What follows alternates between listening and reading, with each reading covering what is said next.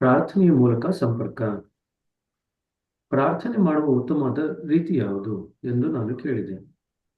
ಸ್ವರ ಚಿಹ್ನೆಯ ಪ್ರತಿ ಕೀಲಿಯನ್ನು ಒತ್ತುವ ಸಂಗೀತಗಾರರು ಮತ್ತು ಪ್ರತಿ ಸ್ವರದ ಮಾಧುರ್ಯವನ್ನು ಹೊರತರುವ ಸಂಗೀತಗಾರನ ನಡುವೆ ನಾವು ಎರಡನೇದನ್ನು ಆರಿಸಿಕೊಳ್ಳುತ್ತೇವೆ, ಅಲ್ಲವೇ? ಹೌದು, ನಾನು ಒಪ್ಪಿಕೊಂಡೆ. ಒಬ್ಬ ಕಲಾವಿದನು ನಿಮ್ಮ ಹೃದಯವನ್ನು ತಟ್ಟಿದಾಗ ನೀವು ಅವನ ತಪ್ಪು ಸ್ವರಗಳನ್ನಾಗಲಿ ಅಥವಾ ಅವನ ಬಣ್ಣದ ಕುಂಚದ ಒರಟು ಗೆರೆಯನ್ನು ಕ್ಷಮಿಸುತ್ತೀರಲ್ಲವೇ? ಅವರು ಹೇಳಿದರು, ಕೇವಲ ಪ್ರಾಮಾಣಿಕತೆ ಮಾತ್ರ ಮಾನವ ಹೃದಯವನ್ನು ತಟ್ಟಬಲ್ಲದು. ಅಂಡರ್ಲೈನ್ ಮಾಡ್ಕೊಳ್ರಿ. ಕೇವಲ ಪ್ರಾಮಾಣಿಕತೆ ಮಾತ್ರ ಮಾನವ ಹೃದಯವನ್ನು ತಟ್ಟಬಲ್ಲದು. ಒಬ್ಬ ವ್ಯಕ್ತಿಯು ಕೋಪದ ಧ್ವನಿಯಲ್ಲಿ ನಾನು ನಿನ್ನನ್ನು ಪ್ರೀತಿಸುವೆಂದರೆ ಅದಕ್ಕೆ ಪ್ರತಿಕ್ರಿಯಿಸುವಿರಾ? ಪ್ರಾರ್ಥನೆಯಲ್ಲಿ ಕೂಡ ಭಾವನೆ ಮತ್ತು ಪ್ರಾಮಾಣಿಕತೆ ಮುಖ್ಯವಾಗಿದೆ. ಅಂಡರ್ಲೈನ್ ಮಾಡ್ಕೊಳ್ರಿ. ನಾವು ಪ್ರಾರ್ಥನೆ ಮಾಡಬೇಕಾದ್ರೆ ಅತ್ಯಂತ ಪ್ರಮುಖವಾದಂಥ ಅಂಶ ಗಮನಿಸಬೇಕಾಗಿರೋದು ಅದರ ಹಿಂದೆ ಇರತಕ್ಕಂಥ ಭಾವನೆ ಮತ್ತು ಪ್ರಾಮಾಣಿಕತೆ. ನನಗೆ ಒಂದು ಕಥೆ ನೆನಪಾಗುತ್ತಿದೆ. ಒಬ್ಬ ಸಾಧಾರಣ ಗೋವಳಿಗನು ತನ್ನ ಹಸು ಮತ್ತು ಎಮ್ಮೆಗಳನ್ನು ನೋಡಿಕೊಳ್ಳುತ್ತಿದ್ದನು. ಪ್ರತಿ ರಾತ್ರಿ ದೇವರಿಗೆ ಪ್ರಾರ್ಥನೆಯನ್ನು ಸಲ್ಲಿಸಿ ಹೇಳುತ್ತಿದ್ದ, ದೇವರೇ, ನೀನು ನನ್ನ ಬಳಿ ಬಂದರೆ ನಾನು ಕೂಡುವ ನನ್ನ ನೆಚ್ಚಿನ ಮರದ ನೆರಳಿನಲ್ಲಿ ಕೂಡಿಸಿ ನಿನ್ನನ್ನು ಬಿಸಿಲಿನಿಂದ ರಕ್ಷಿಸುತ್ತೇನೆ, ನಿನಗೆ ಸ್ನಾನ ಮಾಡಿಸುತ್ತೇನೆ ಮತ್ತು ನಿನ್ನ ಇಷ್ಟಪಟ್ಟಾಗಳೆಲ್ಲ ನಿನ್ನ ಬೆನ್ನನ್ನು ಕೆರೆಯುತ್ತೇನೆ. ಈ ಪ್ರಾರ್ಥನೆಯನ್ನು ಆ ಗೋವಳಿಗನು ನೆರೆಯವನಾದ ಒಬ್ಬ ಬ್ರಾಹ್ಮಣ ಪುರೋಹಿತನು ಪದೇ ಪದೇ ಕೇಳುತ್ತಿದ್ದ. ಒಂದು ದಿವಸ ಬ್ರಾಹ್ಮಣ ಕೇಳಿದನು, ಇದು ಯಾವ ರೀತಿಯ ಪ್ರಾರ್ಥನೆ? ನೀನು ದೇವರಿಗೆ ಸ್ನಾನ ಮಾಡಿಸುತ್ತೀಯೇನು? ನೀನು ಅವನ ಬೆನ್ನನ್ನು ಕೆರೆಯುತ್ತೀಯೇನು? ಇದು ಹುಚ್ಚಾಟ. ಆ ಗೋವಳಿಗನು ವಿನಮ್ರನಾಗಿ ಹೇಳಿದ, ನೀವು ನನಗೆ ಹೇಳಿಕೊಡಿ. ಬ್ರಾಹ್ಮಣ ಒಪ್ಪಿ ಕೆಲವು ಸಂಸ್ಕೃತದ ಶ್ಲೋಕಗಳನ್ನು ಮತ್ತು ಸ್ತೋತ್ರಗಳನ್ನು ಹೇಳಿಕೊಟ್ಟನು. ಮರುದಿನ ಆ ಗೋವಳಿಗನು ಆ ಸಾಲುಗಳು ಮರೆತು ಹೋಯಿತು. ಮತ್ತೆ ನನಗೆ ಹೇಳಿಕೊಡಿ ಎಂದು ಹೇಳಿದ. ನೀವು ಹೇಳಿಕೊಟ್ಟದ್ದು ನನಗೆ ಮರೆತು ಹೋಯಿತು. ಬ್ರಾಹ್ಮಣ ಪುನಃ ಹೇಳಿಕೊಟ್ಟನು. ಆದರೆ ಗೋವಳಿಗನು ಮತ್ತೆ ಮರೆತು ಹೋದ. ಇದು ಅನೇಕ ಸಲ ನಡೆಯಿತು. ಕೊನೆಯಲ್ಲಿ ಗೋವಳಿಗೆ ಗೊಂದಲ ಉಂಟಾಗಿ ನಿರಾಶನಾದ. ನಂತರ ಒಂದು ದಿನ ದೇವರು ಬ್ರಾಹ್ಮಣನಿಗೆ ಕನಸಿನಲ್ಲಿ ಬಂದು ಹೇಳಿದರು, ನೋಡು, ನೀನು ಆ ಗೋವಳಿಗನ ಬದುಕನ್ನು ಹಾಳು ಮಾಡಿದೆ. ಅವನ ಪ್ರಾರ್ಥನೆ ಬಹಳ ಉತ್ತಮವಾಗಿತ್ತು. ಅವನು ಸ್ಪಷ್ಟವಾಗಿ ತನ್ನ ಭಾವನೆಗಳನ್ನು ಹೇಳಿಕೊಳ್ಳುತ್ತಿದ್ದ. ಆತ ಹೇಳಿದ, ನಾನು ನಿನಗೋಸ್ಕರ ಇದನ್ನಷ್ಟು ಮಾಡುತ್ತೇನೆ. ಇಷ್ಟೇ ನನಗೆ ತಿಳಿದಿರುವುದು. ಸಂಸ್ಕೃತದಲ್ಲಿರುವುದನ್ನು ನೀವು ಮರೆಯುತ್ತೀರಿ. ನಿಮಗೆ ಅದರ ಅರ್ಥವೂ ತಿಳಿಯುವುದಿಲ್ಲ. ನಾವು ಹಿಂದಿನ ಸಂಸ್ಕೃತ ಶ್ಲೋಕಗಳನ್ನು ದೂಷಿಸುತ್ತಿಲ್ಲ, ಅದು ಅದ್ಭುತವಾಗಿವೆ. ಆದರೆ ನೀವು ಪ್ರಾರ್ಥನೆಯನ್ನು ಅರ್ಥ ಮಾಡಿಕೊಳ್ಳಬೇಕು. ಪ್ರಾರ್ಥನೆ ನಿಮಗೆ ಅರ್ಥವಾಗಿರಬೇಕು. ಇಲ್ಲದಿದ್ದರೆ ಅದು ಗಿಳಿಪಾಠವಷ್ಟೇ. ಸೊ ಪ್ರಾರ್ಥನೆನೇ ಅರ್ಥವಾಗಲಿಲ್ಲ ಅಂತಂದ್ರೆ ಏನು ಅಂತ, ಅದು ಸುಮ್ಮನೆ ನಾವು ಬಾಯಿಪಾಠ ತರ ಗಿಳಿಪಾಠ ತರ ಮಾಡಿಕೊಂಡು ಕಂಠಪಾಠ ಮಾಡಿ ಹೇಳ್ತೇವೆ. ಪ್ರಾರ್ಥನೆಯಲ್ಲಿ ಭಾವನೆ ನಮ್ಗೆ ಫೀಲ್ ಆಗ್ಬೇಕಂತಂದ್ರೆ ಮೊದಲು ಅದು ಅರ್ಥ ಆಗ್ಬೇಕು. ಅರ್ಥ ಆದ್ಮೇಲೆ ನಮ್ಗೆ ಅದ್ರ ಇರ್ತಕ್ಕಂಥ ಭಾವಾರ್ಥ ಗೊತ್ತಾಗುತ್ತೆ. ಮೊದಲು ಶಬ್ದಾರ್ಥ, ನಂತರ ಭಾವಾರ್ಥ, ತದನಂತರ ಮೂಲ ಅರ್ಥ ಅಥವಾ ಒಳ ಅರ್ಥ. ಮೂರು ಅರ್ಥಗಳು. ಯಾವ ಪುಸ್ತಕ ಓದಿದ್ರು ಅಷ್ಟೇನೆ. ಮೊದಲು ಶಬ್ದಾರ್ಥ, ನಂತರ ಭಾವಾರ್ಥ ಮತ್ತು ಕಡೆಗೆ ಮೂಲ ಅರ್ಥ ಅಥವಾ ಒಳ ಅರ್ಥ. ಈ ಮೂರು ನಮಗೆ ಗೊತ್ತಾಗ್ಬೇಕು. ಸೊ ನಮಗೆ ಶಬ್ದಾರ್ಥನೇ ಗೊತ್ತಾಗ್ಲಿಲ್ಲ ಅಂದ್ರೆ ನಾವು ಭಾವಾರ್ಥನ ತಿಳ್ಕೊಳ್ಳಿಕ್ಕೆ ಆಗಲ್ಲ. ಭಾವಾರ್ಥ ತಿಳ್ಕೊಳ್ಳಿಕ್ಕೆ ಆಗ್ಲಿಲ್ಲ ಅಂದ್ರೆ ನಾವು ಭಾವನೆಗಳನ್ನ ಅದಕ್ಕೆ ಜೋಡಿಸ್ಲಿಕ್ಕೆ ಆಗಲ್ಲ. ನಾವು ಯಾವುದೇ ಓದಿದ್ರು ಕೂಡ ಅದಕ್ಕೆ ನಾವು ಜೋಡಣೆ ಮಾಡ್ಲಿಕ್ಕೆ ಆಗಲ್ಲ. ಭಾವಾರ್ಥನ ಜೋಡಣೆ ಮಾಡ್ಲಿಕ್ಕೆ ಆಗ್ಲಿಲ್ಲ ಅಂತಂದ್ರೆ ಒಳಾರ್ಥ ನಮಗೆ ಗ್ರಹಿಕೆ ಆಗ್ಲಿಕ್ಕೆ ಸಾಧ್ಯ ಇಲ್ಲ. ಶಬ್ದಾರ್ಥ ಭಾವಾರ್ಥ ಎರಡು ಗ್ರಹಿಕೆ ಆಯ್ತು ಅಂತಂದ್ರೆ ಕಾಲಕ್ರಮೇಣದಲ್ಲಿ ನಮಗೆ ಸೂಕ್ಷ್ಮತೆ ಬೆಳೆದಂಗೆನೆ ಅದರ ಮೂಲ ಅರ್ಥ ಅಥವಾ ಒಳ ಅರ್ಥ ನಮಗೆ ಗೊತ್ತಾಗ್ಲಿಕ್ಕೆ ಶುರು ಆಗುತ್ತೆ. ಇದೇ ಸೀಕ್ವೆನ್ಸ್ ಅಲ್ಲೇ ಹೋಗುತ್ತೆ. ಸರಿನಾ? ಕೆಲವೊಮ್ಮೆ ಓದಿಲ್ಲ ಅಂತ ಇಟ್ಕೊಳ್ರಿ, ಯಾರೋ ಓದಿಲ್ಲ, ಅವ್ರಿಗೆ ನೀವು ಪ್ರೇಯರ್ ಹೇಳ್ಕೊಡ್ತೀರ. ಅವರು ಓದಿಲ್ಲದೆ ಇದ್ರೂ ಕೂಡ ಭಾವನೆಗಳು ಎಲ್ಲ ಮನುಷ್ಯರಿಗೂ ಸಹಜವಾಗಿ ಇರ್ತಕ್ಕಂಥದ್ದು. ಓದಿಲ್ಲದೆ ಇದ್ರೂ ಕೂಡ ಭಾವನೆಗಳನ್ನ ತಿಳ್ಕೊಳ್ಳುವಂತ ವ್ಯಕ್ತಿಗೆ ಸಾಧ್ಯ ಆಯ್ತು ಅಂತಂದ್ರೆ, ಯಾಕಂದ್ರೆ ಪ್ರತಿಯೊಬ್ಬರಿಗೂ ಹೃದಯ ಇದೆ. ಓದಿಲ್ಲದೆ ಇರೋರಿಗೆ ಎಷ್ಟೋ ಸತಿ ಹೃದಯ ಚೆನ್ನಾಗೇ ಇರುತ್ತೆ, ಇನ್ನೂ ವಿಶಾಲವಾಗಿರುತ್ತೆ. ಯಾಕೆಂದ್ರೆ ಅವರು ಓದಿಲ್ಲ ಅಂತ ಹೇಳಿ ವಿನಮ್ರ ಆಗಿರ್ತಾರೆ. ವಿನಮ್ರವಾಗಿದ್ದಾಗ ಅವ್ರ ಹೃದಯ ಇನ್ನೂ ಮೃದುವಾಗಿರುತ್ತೆ. ಸೊ ಅಂಥವ್ರಲ್ಲಿ ಏನಾಗುತ್ತೆ, ಅವ್ರ ಶಬ್ದಾರ್ಥದ ಸ್ಥಿತಿ ಏನಿದೆಯಲ್ಲ ಅದನ್ನ ದಾಟಿ ಬಿಡ್ತಾರೆ. ಅವ್ರ ಶಬ್ದಾರ್ಥದ ಅವಶ್ಯಕತೆನೇ ಬರಲ್ಲ. ಯಾಕಂದ್ರೆ ಅವ್ರು ಓದಿಲ್ಲ, ಬುದ್ಧಿಶಕ್ತಿ ಇಲ್ಲ, ಅಷ್ಟು ಬೆಳೆದಿಲ್ಲ. ಅವಾಗ ಅವರು ನೇರವಾಗಿ ಭಾವಾರ್ಥದಲ್ಲಿ ನೆಲೆಯೂರ್ತಾರೆ. ಅಂದ್ರೆ ಅವ್ರು ಏನೇ ಕೆಲಸ ಮಾಡಿದ್ರು ಕೂಡ ಸಾಕಷ್ಟು ಭಾವನೆಗಳನ್ನ ತುಂಬಿ ಕೆಲಸ ಮಾಡ್ತಾರೆ. ಓದಿಲ್ದೇ ಇರೋರು ಸಾಕಷ್ಟು ಭಾವುಕರಾಗಿರ್ತಾರೆ. ಇದನ್ನ ಅರ್ಥ ಮಾಡ್ಕೋಬೇಕು, ಸರಿನಾ? ಆ ಭಾವುಕರಾಗಿರ್ತಕ್ಕಂಥವ್ರು ತುಂಬಾ ಸತಿ ಏನಾಗುತ್ತೆ, ಓದಿಲ್ದೇ ಇದ್ದಾಗ ಭಾವುಕರಾಗಿರ್ತಾರೆ, ಆದ್ರೆ ಕೆಲವೊಮ್ಮೆ ಭಾವೋದ್ರೇಕಕ್ಕೂ ಕೂಡ ಒಳಪಡ್ತಾರೆ. ಯಾಕಂದ್ರೆ ಅವ್ರಿಗೆ ಶಬ್ದಾರ್ಥದ ಪರಿ ಇಲ್ಲ, ಅವರು ಬರೀ ಭಾವಾರ್ಥದಲ್ಲಿ ಕೂತಿದ್ದಾರೆ. ಭಾವಾರ್ಥದಲ್ಲಿದ್ದಾಗ ಅವರು ಭಾವೋದ್ರೇಕಕ್ಕೆ ಒಳಗಾಗುವಂತ ಸಾಧ್ಯತೆ ಜಾಸ್ತಿ ಇರುತ್ತೆ. ಇದನ್ನ ನಾವು ಅರ್ಥ ಮಾಡ್ಕೋಬೇಕು. ಭಾವೋದ್ರೇಕಕ್ಕೆ ಒಳಪಡ್ತು ಅಂತಂದ್ರೆ ಫೀಲಿಂಗ್ಸ್ ಇಂದ ಎಮೋಷನ್ಸ್ಗೂ ಜಾಸ್ತಿ ಹೋಗ್ತಾರೆ ಅವರು. ಯಾವಾಗ ಫೀಲಿಂಗ್ಸ್ ಇಂದ ಎಮೋಷನ್ಸ್ ಜಾಸ್ತಿ ಹೋಗ್ತಾರಲ್ಲ, ಅದು ಅಧ್ಯಾತ್ಮದಲ್ಲಿನ ಸೆನ್ಸಿಟಿವಿಟಿ ಅಲ್ಲ, ಅದು ಮಾನಸಿಕ ಸ್ತರದಲ್ಲಿನ ಸೆನ್ಸಿಟಿವಿಟಿ. ಇಲ್ಲಿ ಸೆನ್ಸಿಟಿವಿಟಿ ಅಂತಂದ್ರೆ ಅವರು ಅತಿ ಬೇಗ ಮನಸ್ಸಿಗೆ ಘಾಸಿ ಮಾಡ್ಕೊಳ್ತಾರೆ. ಯಾಕಂದ್ರೆ ಸಣ್ಣ ಪುಟ್ಟ ವಿಚಾರನ ನೀವು ಹಿಂಗ್ ಮಾಡ್ಬಾರ್ದಿತ್ತು, ಹಿಂಗ್ ಮಾಡಿದೀವಿ, ಹಿಂಗ್ ಮಾಡ್ಬೇಕಿತ್ತು ಅಂತ ಹೇಳಿದ್ರೆ ಅವ್ರಿಗೆ ಆಲ್ರೆಡಿ ಮನಸ್ಸಿಗೆ ಘಾಸಿ ಆಗುತ್ತೆ. ಯಾಕಂದ್ರೆ ನನಗೇನು ಗೊತ್ತಿಲ್ವಲ್ಲ, ಅದಕ್ಕೆ ನೀವು ಇದೆಲ್ಲ ನನ್ಗೆ ಹೇಳ್ತಾ ಇದ್ದೀರಾ ಅಂತ ಆ ಒಂದು ಏನಂತೀರ, ತಮ್ಮ ಬಗ್ಗೆ ತಾವು ಕೀಳೆಮ್ಮೆ ಇಟ್ಕೊಂಡು ಆ ದೃಷ್ಟಿನಲ್ಲಿ ಎಲ್ಲವನ್ನು ಗ್ರಹಿಸ್ಲಿಕ್ಕೆ ಹೋಗ್ತಾರೆ. ಇದು ನಮ್ಮ ಡೈನಮಿಕ್ಸ್ ನಲ್ಲಿ ಕೆಲವು ಸತಿ ನಾವು ಬೇರೆಯವ್ರ ಜೊತೆ ಒಡನಾಡ್ಬೇಕಾದ್ರೆ ಇದೆಲ್ಲ ಕೂಡ ನಾವು ಮನಸ್ಸಿನಲ್ಲಿ ಇಟ್ಕೊಂಡಿರ್ಬೇಕಾಗತ್ತೆ. ಯಾಕಂದ್ರೆ ನೀವು ಹೇಳೋದು ಒಂದೇ ಆದ್ರೂ ಕೂಡ ಜನಗಳು ತಗೊಳ್ಳುವಂತ ರೀತಿ ಬೇರೆ ಬೇರೆ ಇರುತ್ತೆ. ಕೆಲವರು ತುಂಬಾ ಸೆನ್ಸಿಟಿವ್ ಆಗಿದ್ದಾಗ, ಅಂದ್ರೆ ನಕಾರಾತ್ಮಕವಾಗಿ ಸೆನ್ಸಿಟಿವಿಟಿ, ಸಕಾರಾತ್ಮಕ ಸೆನ್ಸಿಟಿವಿಟಿ ಅಲ್ಲ. ಆಧ್ಯಾತ್ಮಕ್ಕೆ ಸಹಾಯ ಮಾಡ್ತಕ್ಕಂಥ ಸೆನ್ಸಿಟಿವಿಟಿ ಅಂದ್ರೆ ಸಕಾರಾತ್ಮಕ ಸೆನ್ಸಿಟಿವಿಟಿ. ಆಧ್ಯಾತ್ಮದಿಂದ ನಮಗೆ ದೂರ ಕರ್ಕೊಂಡು ಹೋಗೋ ಸೆನ್ಸಿಟಿವಿಟಿ ಅಂದ್ರೆ ನಕಾರಾತ್ಮಕ ಸೆನ್ಸಿಟಿವಿಟಿ. ನಕಾರಾತ್ಮಕ ಸೆನ್ಸಿಟಿವಿಟಿನಲ್ಲಿ ನಾವು ಮನಸ್ಸಿಗೆ ಬೇಗ ಘಾಸಿ ಮಾಡ್ಕೊಳ್ತೀವಿ ಯಾರನ್ನ ಹೇಳಿದ್ರೆ. ಈ ನಕಾರಾತ್ಮಕ ಸೆನ್ಸಿಟಿವ್ ಇರೋ ಹತ್ರ ಮಾತಾಡ್ಬೇಕಾದ್ರೆ ನೀವು ಸ್ವಲ್ಪ ಮಟ್ಟಿಗೆ ಹುಷಾರಾಗಿ ಮಾತಾಡ್ಬೇಕಾಗತ್ತೆ. ಪದಗಳನ್ನು ತೂಕ ಮಾಡಿ ಮಾತಾಡ್ಬೇಕಾಗತ್ತೆ, ಸರಿನಾ?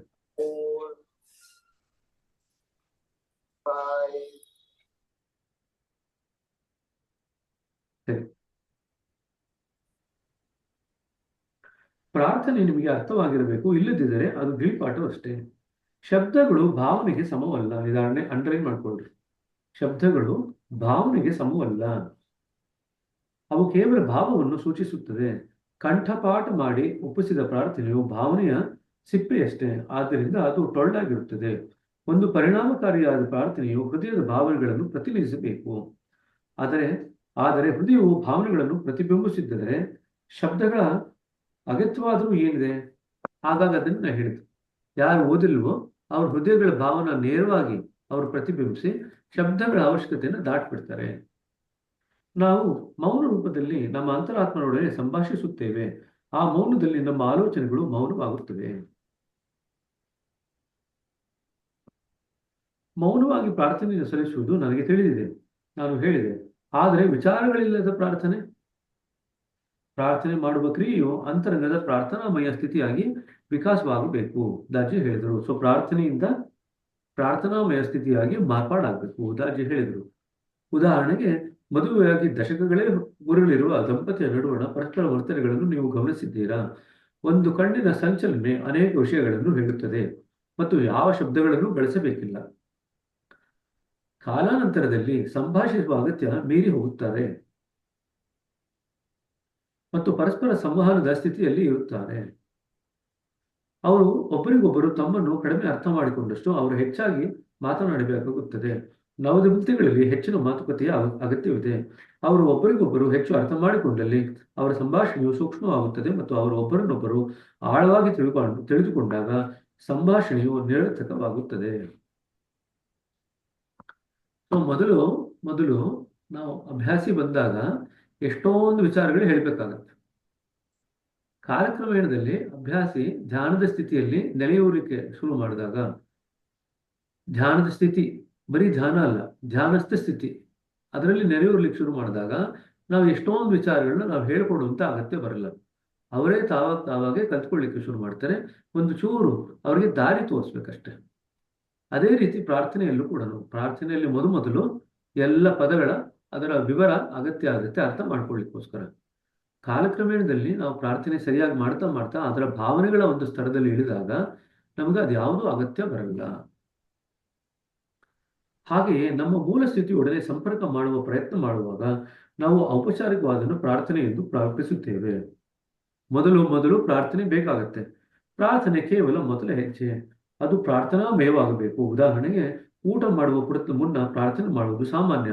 ಆದರೆ ಆ ಪ್ರಾರ್ಥನೆ ಮುಗಿದ ನಂತರ ನೀವು ಹಸಿದ ತೋಳದಂತೆ ನಿಮ್ಮ ಊಟದ ತಟ್ಟೆಯ ಮೇಲೆ ಆಕ್ರಮಣ ಮಾಡಿದರೆ ನೀವು ಆಗತಾನೆ ಸೃಷ್ಟಿಸಿದ ಪ್ರಾರ್ಥನೆಯ ಭಾವಕ್ಕೆ ಏನಾಗುತ್ತದೆ?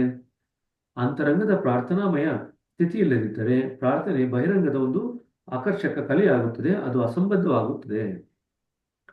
ಹಲವು ಸಲ ನಾವು ಮಕ್ಕಳಿಗೆ ಅಕ್ಷರಮಾಲೆ ಸ್ಟೆನ್ಸಿಲ್ ಕೊಟ್ಟು ಅಕ್ಷರಗಳನ್ನು ತಿದ್ದಲು ಹೇಳಿಕೊಡುತ್ತೇವೆ. ಅಕ್ಷರಗಳನ್ನು ಅದರ ಮೂಲಕ ಬರೆದು ಮಕ್ಕಳು ನಂತರ ತಾವೇ ಬರೆಯಲು ಕಲಿಯುತ್ತಾರೆ. ಹಾಗೆಯೇ ಔಪಚಾರಿಕವಾದ ಪ್ರಾರ್ಥನೆಯು ಪ್ರಾರ್ಥನಾಮಯ ಸ್ಥಿತಿಯಾಗಿ ಮಾರ್ಪಾಡಾಗಿ ವಿಕಾಸವನ್ನು ಹೊಂದಬೇಕು. ಅದಾದ ನಂತರ ಔಪಚಾರಿಕವಾದಂಥ ಪ್ರಾರ್ಥನೆ ಅನಗತ್ಯವಾಗುತ್ತದೆ ಮತ್ತು ನಿರರ್ಥಕವಾಗುತ್ತದೆ. ನಾವು ಕ್ರಮೇಣ ಪ್ರಾರ್ಥನಾಮಯ ಸ್ಥಿತಿಗೆ ಏರದೆ ಹೋದರೆ ನಾವು ಅಕ್ಷರಗಳನ್ನು ಕಲಿಯಲು ಇನ್ನೂ ಸ್ಟೆನ್ಸಿಲ್ ಬಳಸುವ ವಯಸ್ಕರಿದ್ದಂತೆ ಅಷ್ಟೇ.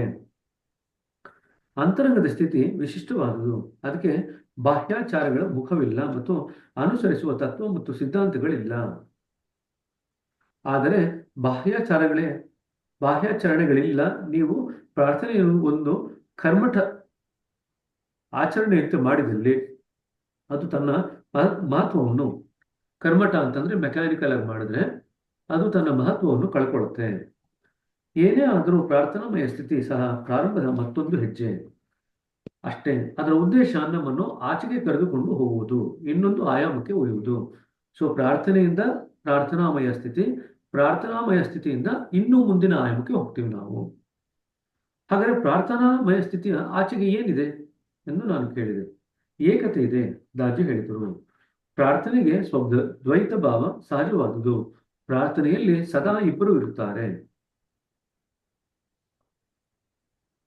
ಅವಶ್ಯಕತೆ ಇರುವ ಒಬ್ಬ ವ್ಯಕ್ತಿ ಮತ್ತು ನೆರವು ನೀಡುವ ಒಂದು ವ್ಯಕ್ತಿತ್ವ. ನಾವು ಪ್ರಾರ್ಥನೆ ಮಾಡುತ್ತೇವೆ ಮತ್ತು ಶ್ರೇಷ್ಠವಾದ ಅಸ್ತಿತ್ವವೊಂದು ನನ್ನ ಮೊರೆಯನ್ನು ಕೇಳಿ ನನ್ನ ಪ್ರಾರ್ಥನೆಗೆ ಉತ್ತರಿಸಬೇಕು.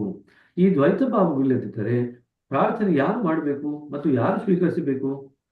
ನನ್ನ ಮತ್ತು ದಿವ್ಯ ಸನ್ನಿಧಿಯ ನಡುವೆ ಅಂತರವಿನ್ನೂ ಇರುವುದು. ಅಲ್ಲಿ ಇನ್ನೂ ಇಬ್ಬರು ಇದ್ದಾರೆ. ಅಲ್ಲಿ ಈಗಲೂ ಒಂದು ಸಂಬಂಧವಿದೆ. ಸೊ ಇಬ್ಬರು ಇದ್ದಾಗ ಇಬ್ಬರ ನಡುವೆ ಒಂದು ಸಂಬಂಧ ಆಗುತ್ತೆ. ಅದಕ್ಕೆ ದಾಜಿಯವರು ಏನ್ ಬರೀತಾರೆ, ಬಾಬುಜಿಯವರು ಏನ್ ಬರೀತಾರೆ, ಪ್ರಾರ್ಥನೆ ಅನ್ನೋದು ಯಾರು ಮನುಷ್ಯ ಮತ್ತು ದೇವರನ್ನು ಸಂಬಂಧ ಕಲ್ಪಿಸುವ ಒಂದು ಕೊಂಡಿ ಅಂತ ಬರೀತಾರೆ. ಪ್ರಾರ್ಥನೆ ಅನ್ನೋದು, ಪ್ರಾರ್ಥನೆಯಲ್ಲಿ ಇಬ್ಬರು ಇದ್ದೇ ಇರಬೇಕು. ಒಬ್ಬ ಕೇಳೋನು ಇರಬೇಕು, ಒಬ್ಬ ಕೊಡೋನು ಇರಬೇಕು. ಅವರಿಬ್ಬರ ನಡುವೆ ಒಂದು ಸಂಬಂಧ ಇರಬೇಕು. ಆ ಕೊಂಡಿಗೆ ನಾವು ಪ್ರಾರ್ಥನೆ ಅಂತ ಕರಿತೀವಿ. ಸರಿ, ಅಲ್ಲಿ ಈಗಲೂ ಒಂದು ಸಂಬಂಧವಿದೆ. ಆದರೆ ಇನ್ನೊಂದೆಡೆ ಧ್ಯಾನದ ಮೂಲಕ ನಾವು ಕ್ರಮೇಣ ಒಳಗಿರುವ ದಿವ್ಯತೆಯ ಸನ್ನಿಧಿಯೊಡನೆ ಏಕತ್ವದ ಸ್ಥಿತಿಯನ್ನು ಪ್ರವೇಶಿಸುತ್ತೇವೆ, ಸಂಬಂಧಗಳನ್ನು ಮೀರುತ್ತೇವೆ.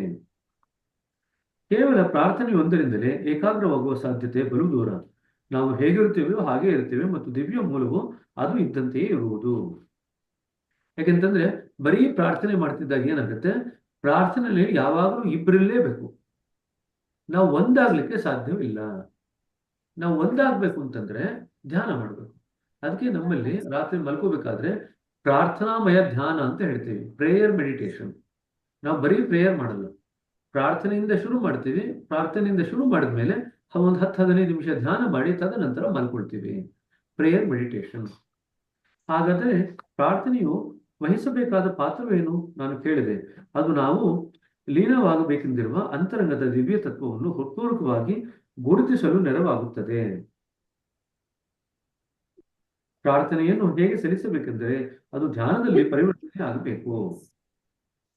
ನಿಜವಾಗಿ ನೋಡಿದರೆ ಅದು ಹೃದಯದ ಹೊರಹೊಮ್ಮುವಿಕೆ, ತನ್ನ ಪ್ರಿಯಕರನಿಂದ ಬೇರೆಯಾದ ತೀವ್ರ ವೇದನೆಯನ್ನು ಎತ್ತಿ ತೋರಿಸುತ್ತದೆ. ನಾನು ಇದನ್ನು ಇನ್ನೂ ಸಹಿಸಲಾರೆ ಎಂದು ಹೇಳುತ್ತದೆ. ನನಗೆ ನನ್ನ ಬಾಲ್ಯದ ಒಂದು ಸಣ್ಣ ಪದ್ಯ ನೆನಪಾಗುತ್ತದೆ. ಓ ಪ್ರಭು, ನೀನು ದಯವಿಟ್ಟು ನನ್ನ ಸಣ್ಣ ಗುಡಿಸಲಿಗೆ ಒಮ್ಮೆಯಾದರೂ ಭೇಟಿ ನೀಡು. ನಾನು ನಿನ್ನನ್ನು ಎಷ್ಟು ಹಿತವಾಗಿ ಮತ್ತು ಎಷ್ಟು ಪ್ರೀತಿಯಿಂದ ನೋಡಿಕೊಳ್ಳುವೆನೆಂದರೆ ನೀನು ನಿನ್ನ ಸ್ವರ್ಗವನ್ನು ಕೂಡ ಮರೆತು ಹೋಗುವೆ. ಪ್ರಾರ್ಥನೆಯು ಒಂದು ರೀತಿಯಲ್ಲಿ ಒಳಗಿನ ಆಕ್ರಂದನ. ಆ ಆಕ್ರಂದನದ ಕಣ್ಣೀರಿನ ಮುತ್ತುಗಳು ಮುಖದ ಮೇಲೆ ನಿಧಾನವಾಗಿ ಹರಿದು ಹೃದಯಾಂತರಾಳದ ಸಂಕೀರ್ಣತೆಗಳನ್ನು ಸುಂದರಗೊಳಿಸುತ್ತದೆ. ಈ ಹೃದಯದ ತೀವ್ರ ವೇದನೆ ನಮ್ಮನ್ನು ನಾವು ಪ್ರೀತಿಸುವ ವಸ್ತುವಿಗೆ ಕೊಂಡಿರುವಂತೆ ಮಾಡುತ್ತದೆ ಮತ್ತು ಕ್ರಮೇಣ ಸಮುದ್ರವನ್ನು ಸೇರುವ ನೀರಿನಂತೆ ಪ್ರಾರ್ಥನಾಮಯ ಭಾವವು ಮೂಲದೊಡನೆ ಒಂದಾಗುವ ಧ್ಯಾನ ಭಾವವಾಗಿ ಅದು ಮಾರ್ಪಾಡಾಗುತ್ತದೆ. ಸೊ ನೀವು ಪ್ರಾರ್ಥನೆ ಮಾಡಿದ್ರಿ, ಪ್ರಾರ್ಥನೆಯಲ್ಲಿ ಭಾವನೆ ತುಂಬಿದ್ರಿ, ಭಾವನೆಗೆ ಪ್ರತಿಫಲವಾಗಿ ನೀವು ಅಳ್ತಾ ಇದ್ದೀರಾ, ಅಥವಾ ಒಂದು ಭಾವ ಒಂದು ಉಕ್ಕಿ ಬರ್ತಾ ಇದೆ ಅಂತ ಇಟ್ಕೊಳ್ಳಿ. ಭಾವ ಉಕ್ಕಿ ಬಂದಾಗ ಅತಿ ಸಂತೋಷವಾದಾಗ್ಲೂ ಅಳ್ತೀವಿ, ಅತಿ ದುಃಖವಾದಾಗ್ಲೂ ಅಳ್ತೀವಿ. ಸೊ ಭಾವ ಉಕ್ಕಿ ಬಂದಾಗ ನಾವು ಕಣ್ಣೀರು ನಮಗೆ ಬರುವುದು ಸಹಜವಾಗುತ್ತೆ. ಆ ಕಣ್ಣೀರು ನಮ್ಗೆ ಏನ್ ಇಂಡಿಕೇಟ್ ಮಾಡುತ್ತೆ? ಪ್ರಾರ್ಥನಾಮಯ ಸ್ಥಿತಿಯಲ್ಲಿ ಇದ್ದೀರಾ ಅಂತ ಇಂಡಿಕೇಟ್ ಮಾಡುತ್ತೆ. ಕಡೆಗೆ ಆ ಪ್ರಾರ್ಥನಾಮಯ ಸ್ಥಿತಿ ನಮ್ಗೆ ಎಲ್ಲಿಗೆ ಕರ್ಕೊಂಡು ಹೋಗ್ಬೇಕು? ಏಕತ್ವದ ಒಳಗೆ ಕರ್ಕೊಂಡು ಹೋಗ್ಬೇಕು. ಏಕತ್ವಕ್ಕೆ ಹೋಗ್ಬೇಕಂತಂದ್ರೆ ನಾವು ಧ್ಯಾನದಲ್ಲಿ ನೆನೆಯೂರ್ಬೇಕು. ನಾವು ಹೃತ್ಪೂರ್ವಕತೆಯ ಪ್ರಾರ್ಥನೆಯನ್ನು ಒಮ್ಮೆ ನಮ್ಮ ಪ್ರತಿದಿನದ ಧ್ಯಾನಕ್ಕೆ ಮುನ್ನ ಮತ್ತು ಪುನಃ ದಿನದ ಕೊನೆಯಲ್ಲಿ ಮಲಗುವ ಮುನ್ನ ಮಾಡುತ್ತೇವೆ. ಅದನ್ನು ಸರಿಯಾಗಿ ನಿವೇದಿಸಿದರೆ ಆ ಮೌನ ಪ್ರಾರ್ಥನೆ ನಿಮ್ಮ ಅಂತರಂಗದಲ್ಲಿ ಒಂದು ವಿಶಿಷ್ಟ ಸ್ಥಿತಿಯನ್ನು ಉಂಟು ಮಾಡುತ್ತದೆ. ಈ ಹೃತ್ಪೂರ್ವಕತೆಯನ್ನು ಅಭ್ಯಸಿಸಿದ ನನ್ನ ಮೊದಲ ದಿನಗಳಲ್ಲಿ ನಾನು ಪ್ರಾರ್ಥನೆಯನ್ನು ಕೇವಲ ಔಪಚಾರಿಕವಾಗಿ ಮಾಡುತ್ತಿದ್ದೆ. ಇದರಿಂದಾಗಿ ನನ್ನ ಹೃದಯ ಅದನ್ನು ಉತ್ಸಾಹದಿಂದ ಎದುರು ನೋಡುತ್ತಿರಲಿಲ್ಲ. ಕಾಲಾಂತರದಲ್ಲಿ ನಾನು ಅದನ್ನು ನಿಲ್ಲಿಸಿಯೂ ಬಿಟ್ಟೆ. ಒಂದು ಸಂಜೆ ನಾನು ಅದರ ಪದ ಪುಂಜಗಳಿಂದ ಆಕರ್ಷಿತನಾದೆ ಮತ್ತು ಹೃತ್ಪೂರ್ವಕವಾಗಿ ಪ್ರಾರ್ಥನೆಯನ್ನು ಸಲ್ಲಿಸಿದೆ. ಕೂಡಲೇ ನನ್ನೊಳಗೆ ಆಧ್ಯಾತ್ಮಿಕ ಸ್ಥಿತಿ ಬದಲಾಯಿತು. ಆ ರಾತ್ರಿ ನನ್ನ ನಿದ್ದೆ ಎಂದಿನ ನಿದ್ದೆಗಿಂತ ಗಾಢವಾದ ಧ್ಯಾನದಂತೆ ಇತ್ತು. ನಾನು ಬೆಳಗ್ಗೆ ಎದ್ದಾಗ ನನ್ನೊಳಗಿನ ಸ್ಥಿತಿ ವಿಶಿಷ್ಟವಾಗಿತ್ತು ಮತ್ತು ಹೇಳುವುದಾದರೆ ನನ್ನ ಧ್ಯಾನ ಹಿಂದೆಂದೂ ಇರದ ವಿಶೇಷದ ಗುಣಗಳಿಂದ ಕೂಡಿತ್ತು. ಈ ಅನುಭವದ ಪರಿಣಾಮವಾಗಿ ನಾನು ಪ್ರಾರ್ಥನೆಯನ್ನು ಉಪೇಕ್ಷಿಸುವುದನ್ನು ನಿಲ್ಲಿಸಿಬಿಟ್ಟೆ. ಬದಲಾಗಿ ಅದು ನನ್ನ ಬದುಕಿನ ಒಂದು ಮೂಲಭೂತ ಭಾಗವಾಯಿತು. ಪ್ರತಿದಿನ ನಾನು ಅದನ್ನು ಶೋಧಿಸುತ್ತಾ ಹೋಗುತ್ತಿದ್ದೇನೆ. ಓ ನಾಥ, ನೀನೇ ಮಾನವ ಜೀವನದ ನಿಜವಾದ ಗುರಿ. ನಾವು ಇನ್ನೂ ನಮ್ಮ ಉನ್ನತಿಗೆ ತಡೆಯಾಗಿರುವ ಇಚ್ಛೆಗಳ ದಾಸರಾಗಿದ್ದೇವೆ. ನೀನೇ ನಮ್ಮನ್ನು ಆ ಹಂತಕ್ಕೆ ತರುವ ಏಕಮಾತ್ರ ದೈವ ಮತ್ತು ಶಕ್ತಿ. ನಾವು ಪ್ರಾರ್ಥನೆಯನ್ನು ಮಲಗುವ ಮುನ್ನ ಸಲ್ಲಿಸುವ ಉದ್ದೇಶವೇನು? ಪ್ರಾರ್ಥನಾಮಯವಾದ ಎಚ್ಚರದ ಸ್ಥಿತಿಯನ್ನು ಉಂಟು ಮಾಡಲು ಅದು ಅತ್ಯುತ್ತಮವಾದಂಥ ಸಮಯ. ಅಂಡ್ಲೈನ್ ಮಾಡ್ಕೊಡ್ರಿ. ರಾತ್ರಿ ಯಾಕೆ ಮಾಡ್ತೀವಿ ಅಂತಂದ್ರೆ, ಪ್ರಾರ್ಥನಾಮಯವಾದಂಥ ಎಚ್ಚರದ ಸ್ಥಿತಿ. ಇನ್ನು ಮಲ್ಕೊಂಡಿಲ್ಲ, ನಾವು ಎಚ್ಚರಿಕೆಯಿದ್ದೀವಿ, ಆದ್ರೆ ಪ್ರಾರ್ಥನಾಮಯ ಸ್ಥಿತಿಗೆ ಹೋಗ್ತೀವಿ. ಅದು ಹೇಗಿರುತ್ತೆ ಅಂತ ಗ್ರಹಿಸ್ಲಿಕ್ಕೆ, ಅನುಭವಿಸ್ಲಿಕ್ಕೆ ಅತಿ ಸುಲಭವಾದಂಥ ಸ್ಥಿತಿ ಅದು. ಪ್ರಾರ್ಥನೆಯ ಅನ್ವೇಷಣೆ ಎಂದರೆ ಪರಮಾತ್ಮನೊಡನೆ ಪುನಃ ನಮ್ಮ ಸಂಪರ್ಕವನ್ನು ನೆಲೆಗೊಳಿಸುವುದು. ಆದರೆ ಪ್ರಾರ್ಥನಾಮಯ ಸ್ಥಿತಿ ಸ್ವಲ್ಪ ಭಿನ್ನವಾಗಿದೆ. ನಾವು ಈಗಾಗಲೇ ದಿವ್ಯತೆಯ ಉಪಸ್ಥಿತಿಯನ್ನು ಅನುಭವಿಸಿದಾಗ ಪ್ರಾರ್ಥನಾಮಯ ಸ್ಥಿತಿ ಉಂಟಾಗುತ್ತದೆ. ಇದು ಅಂಡರ್ಲೈನ್ ಮಾಡ್ಕೊಳ್ರಿ. ಪ್ರಾರ್ಥನಾಮಯ ಸ್ಥಿತಿ ಯಾವ ಉಂಟಾಗುತ್ತೆ ಅಂತಂದ್ರೆ, ಆ ದಿವ್ಯತೆಯ ಅನುಭವವನ್ನು ಗಳಿಸ್ಕೊಂಡ ಮೇಲೆ ನಾವು ಪ್ರಾರ್ಥನೆ ಮಾಡಿದಾಗ ಆಗ ಪ್ರಾರ್ಥನಾಮಯ ಸ್ಥಿತಿ ಬರುತ್ತೆ. ಹಾಗಾದ್ರೆ ಆ ದಿವ್ಯತೆ ಅನುಭವ ನಾವು ಎಲ್ಲಿ ಗಳಿಸ್ಕೊಡ್ತೀವಿ? ಧ್ಯಾನದಲ್ಲಿ ಗಳಿಸ್ಕೊಡ್ತೀವಿ. ನೋಡಿ, ಪ್ರಾರ್ಥನೆ ಮತ್ತು ಧ್ಯಾನ ಹೇಗೆ ಒಂದಕ್ಕೊಂದು ಪೂರಕ ಅಂತ. ಧ್ಯಾನದಲ್ಲಿ ನಾವು ಒಂದು ಅಂತರಂಗದ ಸ್ಥಿತಿಯನ್ನು ನಾವು ಗಳಿಸ್ಕೊಡ್ತೀವಿ. ನಾವು ಪ್ರಾರ್ಥನೆ ಮಾಡಿದಾಗ ಆ ಅಂತರಂಗದ ಸ್ಥಿತಿ ಏನು ಒಳಗಡೆ ಬಂದಿದೆ ಧ್ಯಾನದಲ್ಲಿ, ಅದು ಎರಡೂ ಕೂಡಿ ಪ್ರಾರ್ಥನೆ ಈಗ ಪ್ರಾರ್ಥನಾಮಯವಾಗಿ ಮಾರ್ಪಾಡಾಗುತ್ತೆ. ಸೊ ದಿವ್ಯತೆಯಲ್ಲಿ ನಾವು ಉಪಸ್ಥಿತಿಯನ್ನು ಅನುಭವಿಸಿದಾಗ, ಆ ಉಪಸ್ಥಿತಿ ಎಲ್ಲಿ ಅನುಭವಿಸ್ತೀವಿ? ಧ್ಯಾನದಲ್ಲಿ ಅನುಭವಿಸ್ತೀವಿ. ಅದಕ್ಕೆ ಪ್ರಾಣಾಹುತಿಯ ಸಹಾಯವನ್ನು ಪಡಿತೀವಿ. ಈಗ ನಾವು ನಮ್ಮ ತಲೆಬಾಗಿಸುವ ಭಾವ ಉಂಟಾಗಿ ಆ ದಿವ್ಯ ಸಾಗರದಲ್ಲಿ ಕರಗಿ ಹೋಗುತ್ತೇವೆ. ನಾವು ಶರೀರ, ಮನಸ್ಸು ಮತ್ತು ಆತ್ಮಪೂರ್ವಕವಾಗಿ ದಿವ್ಯತೆಯೆಡೆಗೆ ಅಭಿಮುಖವಾದಾಗ ನಾವು ಅದರ ಆಯಸ್ಕಾಂತಿಯ ಸನ್ನಿಧಿಯನ್ನು ಅನುಭವಿಸುತ್ತೇವೆ. ಅಂದ್ರೆ ನಮ್ಮ ಮೂರೂ ಅದರ ಕಡೆ ಹೋಗ್ಬೇಕು.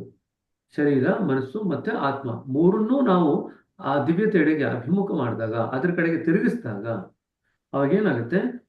ಅದರಲ್ಲಿ ಒಂದು ಮ್ಯಾಗ್ನೆಟಿಸಮ್ ತರ ಇರುತ್ತೆ. ಒಳಗಡೆ ಇರ್ತಕ್ಕಂಥ ದಿವ್ಯ ಶಕ್ತಿಗೆ ತನ್ನದೇ ಆದಂತ ಆಕರ್ಷಣಾ ಶಕ್ತಿ ಇರುತ್ತೆ. ಆ ಆಕರ್ಷಣಾ ಶಕ್ತಿಯಲ್ಲಿ ನಾವು ಅದರ ಸನ್ನಿಧಿಯನ್ನು ನಾವು ಅನುಭವಿಸ್ತೀವಿ. ದಿವ್ಯತೆಯ ಕಡೆಗಿನ ಈ ಸಂಪೂರ್ಣ ಅಭಿಮುಖವನ್ನು ನಾವು ಪ್ರಜ್ಞಾಪೂರ್ವಕವಾಗಿ ಸೃಷ್ಟಿಸಲಾರೆವು. ಹಗಲಿನಲ್ಲಿ ನಾವು ಸಂಪೂರ್ಣವಾಗಿ ಎಚ್ಚರವಾಗಿರುವಾಗ ಬುದ್ಧಿ ನಮ್ಮ ಪ್ರಜ್ಞಾಸ್ತರವನ್ನು ಆಳುತ್ತಿರುತ್ತದೆ. ಬುದ್ಧಿಗೆ ತನ್ನದೇ ಆದ ಉದ್ದೇಶವಿದೆ, ಆದರೆ ಅಂತರಂಗದಲ್ಲಿ ಪ್ರಾರ್ಥನಾಮಯ ಸ್ಥಿತಿಯನ್ನು ಸೃಷ್ಟಿಸುವುದರಲ್ಲಿ ಅದರ ಪಾತ್ರವಿಲ್ಲ.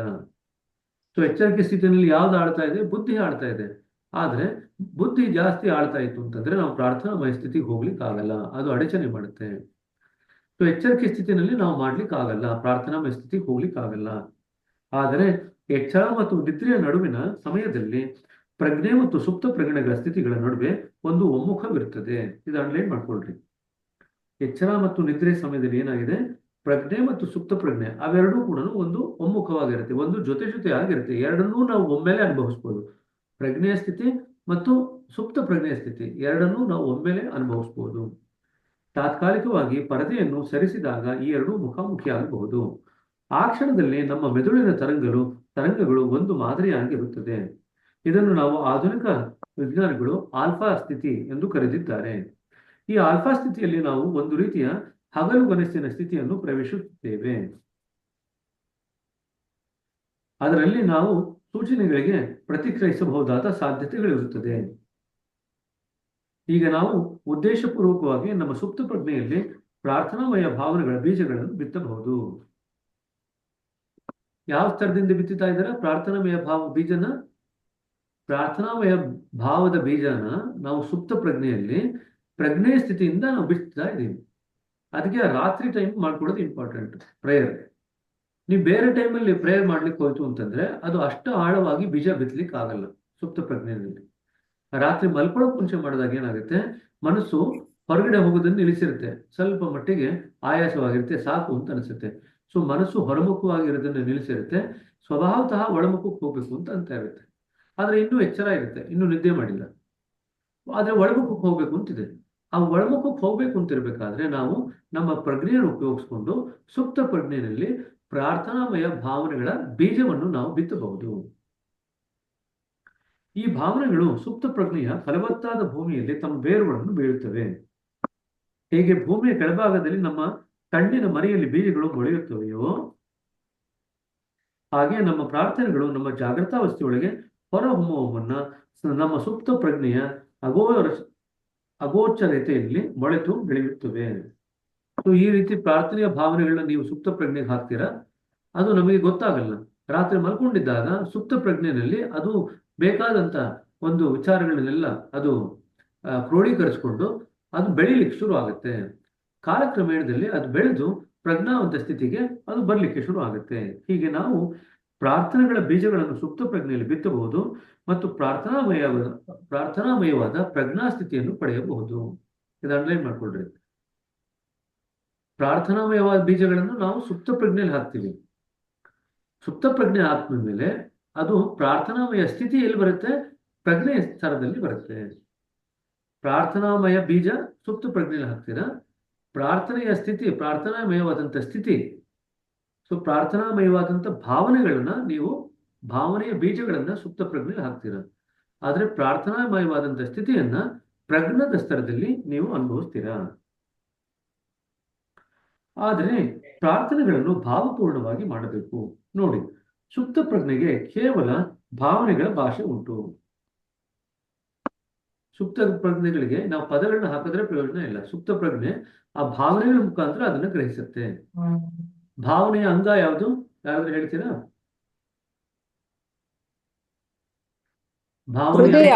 ಹೃದಯ ಭಾವನೆಯ ಅಂಗ. ಹೃದಯ. ನೋಡಿ, ಎರಡು ಇವಾಗ ನಾನು ಹೇಳ್ತೀನಿ. ರಾಜು ಮುಂಚೆ ಏನ್ ಬರೆದ್ರು? ಹೃದಯ ಭಾವನೆಯ ಅಂಗ ಅಂತ ಬರೆದ್ರು. ಇಲ್ಲೇನ್ ಬರೀತಾ ಇದ್ದಾರೆ? ಸುಪ್ತ ಪ್ರಜ್ಞೆಗೆ ಕೇವಲ ಭಾವನೆಗಳ ಭಾಷೆ ತಿಳಿದಿದೆ. ಇದು ಅರ್ಥ ಆಗ್ತಿದ್ಯಾ? ಸುಪ್ತ ಪ್ರಜ್ಞೆಗೆ ಕೇವಲ ಭಾವನೆಗಳ ಭಾಷೆ ತಿಳಿದಿದೆ, ಹೃದಯ ಭಾವನೆಯ ಅಂಗ ಅಂತ ಬರೆದ್ರು. ಹಾಗಾದ್ರೆ ಹೃದಯಕ್ಕೂ ಸುಪ್ತ ಪ್ರಜ್ಞೆಗೂ ಇರ್ತಕ್ಕಂಥ ಇದನ್ನ ಒಂಚೂರು ಅವಲೋಕನ ಮಾಡ್ಕೊಳ್ರಿ. ಎರಡು ಭಾವನೆಗೆ ಸಂಬಂಧಪಟ್ಟಿದ್ದು. ಸುಪ್ತ ಪ್ರಜ್ಞೆಗೆ ಭಾವನೆಯ ಭಾಷೆ ತಿಳಿಯುತ್ತೆ, ಹೃದಯ ಭಾವನೆಯ ಅಂಗ. ಹಾಗಾದ್ರೆ ಸುಪ್ತ ಪ್ರಜ್ಞೆ ಇರ್ತಕ್ಕಂಥ ಏನು?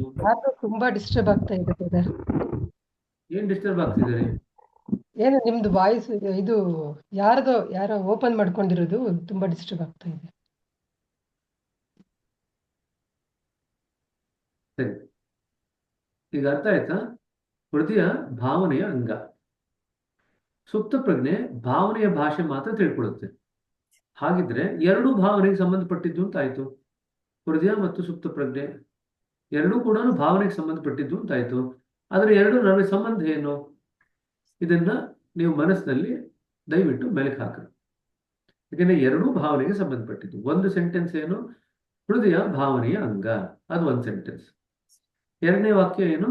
ಸುಪ್ತ ಪ್ರಜ್ಞೆ ಭಾವನೆಗಳ ಭಾಷೆ ಮಾತ್ರ ತಿಳಿದಿದೆ. ಭಾವನೆಗಳು ಹೃದಯದಿಂದ ಬರೋದು ಅಂತ ಹೇಳಿದ್ರು. ಅದಕ್ಕೆ ನಾವು ಹೃದಯ ಭಾವನೆಯ ಅಂಗ ಅಂತ ಹೇಳಿದ್ದು. ಅದು ಕರೆಕ್ಟ್. ಅದನ್ನ ನಾವು ಕೇಳ್ತಾ ಇಲ್ಲ.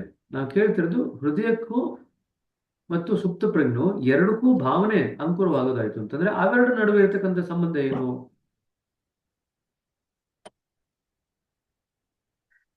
ನಾವು ಆಲೋಚನೆಗಳಿಗೆ ಭಾವನೆಯನ್ನ ತುಂಬಿಸ್ತೀವಲ್ಲ ಬ್ರದರ್, ಅದು ಹೋಗಿ ಸುಪ್ತ ಪ್ರಜ್ಞೆಯಲ್ಲಿ ಕುತ್ಕೊಳ್ಳುತ್ತೆ. ಕರೆಕ್ಟ್. ಅದಕ್ಕೂ ಹೃದಯಕ್ಕೂ ಸಂಬಂಧ ಏನು? ಸುಪ್ತ ಪ್ರಜ್ಞೆಯಲ್ಲಿ ಕೂತ್ಕೊಂಡ್ರೆ ಹೃದಯದ ಮೇಲೆ ಏನ್ ಪರಿಣಾಮ ಬೀರುತ್ತೆ? ಭಾವನೆ ಅದು ಹೊರಹೊಮ್ಮುತ್ತಲ್ಲ ಆಗ. ಸಂಸ್ಕಾರಗಳು ಹ್ಯಾಕ್ ಫಾರ್ಮ್ ಆಗತ್ತೆ ಅಂತ ಹೇಳಿದ್ರು? ಸಂಸ್ಕಾರಗಳು ಫಾರ್ಮ್ ಆತ್ಮಗಳ ಆಗಿದ್ರೆ ಆತ್ಮಗಳ ಸುತ್ತ ಅದು ಪರದೆ ಆಗಿ ಕುತ್ಕೊಳ್ಳುತ್ತೆ ನಮ್ಮ brother. ಭಾವನೆ ವಿಷಯ ಎಲ್ಲ ಹೋಗಿ ಸೂಕ್ತ ಪ್ರಜ್ಞೆಯಲ್ಲಿ ಕೂತ್ಕೊಳ್ಳುತ್ತೆ. ಭಾವನೆನೇ ಇಲ್ಲದೆ ಇದ್ರೆ ಇದು ಜ್ಞಾಪಕ ಇಟ್ಕೊಳ್ರಿ, ಅದರಲ್ಲಿ ಭಾವನೆ ಅಥವಾ ಭಾವೋದ್ರೇಕತೆನೇ ಇಲ್ಲದೆ ಇದ್ರೆ ಸಂಸ್ಕಾರಗಳು ಬೇರ್ ಬೀಳಲ್ಲ ಅಂತ ನಾವು ಓದಿದ್ವಿ, ಜ್ಞಾಪಕ ಇದೆಯಾ? ಸಂಸ್ಕಾರಗಳು ಆಗ್ಬೇಕಾದ್ರೆ ಎರಡು ಬೇಕು. ಒಂದು ಭಾವನೆ ಅಥವಾ ಭಾವೋದ್ರೇಕತೆ ಬೇರಿರ್ಬೇಕು, ಎರಡನೇದು ಅಹಂ ಇರ್ಬೇಕು. ನಾ ಮಾಡಿದೆ ಅಂತ ಅದನ್ನ ಇಟ್ಕೋಬೇಕು. ನಾವು ಜ್ಞಾಪಕ ಇದೆ ಹೇಳಿದ್ವಲ್ಲ, ಆಶ್ರಮದಲ್ಲಿ ವಾಲಂಟಿಯರ್ ಕೆಲಸ ಮಾಡಿದೆ, ಎಲ್ಲ ಕಡೆ ನಾ ಮಾಡಿದೆ ಅಂತಂದ್ರೆ ಆಶ್ರಮದಲ್ಲಿ ವಾಲಂಟಿಯರ್ ಕೆಲಸ ಮಾಡ್ಬೇಕಾದ್ರೆ ನೀವು ಯಾವ ಸಂಸ್ಕಾರನೂ ಮಾಡ್ಕೊಳ್ಳಿಲ್ಲ. ಎಲ್ಲ ಕಡೆ ಹೋಗಿ ನಾ ಮಾಡಿದೆ ಅಂತ ಹೇಳ್ಕೊಂಡಾಗ ಬೇರೆ ಬಿಡುತ್ತೆ, ಸಂಸ್ಕಾರದ ಬೇರೆ ಬಿಡುತ್ತೆ ಅಲ್ವಾ? ಸೊ ಅಲ್ಲಿಗೆ ಎರಡು ಬೇಕು ಸಂಸ್ಕಾರ ಆಗ್ಬೇಕಂದ್ರೆ. ನೋಡಿ, ನಾವು ಮತ್ತೊಂದು ಪಾಯಿಂಟ್ ತರ್ತಾ ಇದ್ದೀನಿ ಈಗ. ಸಂಸ್ಕಾರದ ಬೇರ್ ಬಿಡ್ಬೇಕಂದ್ರೆ ಅದರಲ್ಲಿ ಭಾವನೆ ಅಥವಾ ಭಾವೋದ್ರೇಕದ ಸ್ಥಿತಿ ಇರಬೇಕು, ಎರಡನೇದು ಅಹಂ ಇರ್ಬೇಕು. ಅದೆರಡೂ ಇದ್ದಾಗ ಸಂಸ್ಕಾರ ಬೇರ್ ಬಿಡುತ್ತೆ, ಅಂಟ್ಕೊಳ್ಳುತ್ತೆ. ಕರೆಕ್ಟಾ? ಹಾಗಾದ್ರೆ ಈಗ ನೀವು ಇಲ್ಲಿ ಏನ್ ಮಾಡ್ತಾ ಇದ್ದೀರಾ? ಪ್ರಾರ್ಥನಾಮಯ ಭಾವನೆಗಳ ಬೀಜ ಹಾಕ್ತಾ ಇದ್ದೀರಾ. ಅಲ್ಲಿ ಲೌಕಿಕ ಸ್ತರದಲ್ಲಿ ಭಾವೋದ್ರೇಕತೆ ಸ್ಥಿತಿ ಏನಿದೆಯಲ್ಲ ಅದನ್ನು ತಗೊಂಡೋಗಿ ಸುಪ್ತ ಪ್ರಜ್ಞೆಗೆ ಹಾಕ್ತಾ ಇದ್ದೀರಾ. ಇಲ್ಲಿ ಏನ್ ಮಾಡ್ತಾ ಇದ್ದೀರಾ? ಪ್ರಾರ್ಥನಾಮಯ ಭಾವಗಳನ್ನ ನೀವು ಭಾವನೆಯ ಬೀಜವನ್ನು ಇಲ್ಲಿ ಬಿತ್ತುತ್ತಾ ಇದ್ದೀರಾ. ಎರಡು ಸುಪ್ತ ಪ್ರಜ್ಞೆಗೆ ಹಾಕೋದು. ಸುಪ್ತ ಪ್ರಜ್ಞೆ ಬಿಟ್ಟು ಇನ್ನೆಲ್ಲೂ ಹಾಕ್ಲಿಕ್ಕೆ ಆಗಲ್ಲ. ನಾವು ಪ್ರಜ್ಞೆಯಿಂದ ಅದನ್ನು ಎಲ್ಲಾದ್ರೂ ಕಳಿಸ್ಬೇಕಂತಂದ್ರೆ ಎಲ್ಲರೂ ಕೂಡ ಅದನ್ನ ತಗೊಂಡೋಗಿ ಸುಪ್ತ ಪ್ರಜ್ಞೆಗೆ ಹಾಕೋದು. ಬೇರೆ ಜಾಗನೇ ಇಲ್ಲ ಕಳಿಸ್ಲಿಕ್ಕೆ ಅಲ್ವಾ? ಬೇರೆ ಜಾಗನೇ ಇಲ್ಲದೆ ಇದ್ದಾಗ ಹಾಗಾದ್ರೆ ಪ್ರಾರ್ಥನೆಯ ಭಾವನೆಯ ಬೀಜ ಹ್ಯಾಕ್ ಕೆಲಸ ಮಾಡುತ್ತೆ? ಸಂಸ್ಕಾರಗಳಲ್ಲಿ ಇದೆಯಲ್ಲ, ಸಂಸ್ಕಾರಗಳ ಭಾವನೆಗಳಿದ್ರೆ ತಾನೇ ಸಂಸ್ಕಾರಗಳು ಬೇರ್ ಬಿಡೋದು. ಅದು ಹ್ಯಾಕ್ ಕೆಲಸ ಮಾಡುತ್ತೆ? ಬೇರ್ ಬಿಡದು ಎರಡೂ ಮಾಡುತ್ತೆ. ಕರೆಕ್ಟಾ?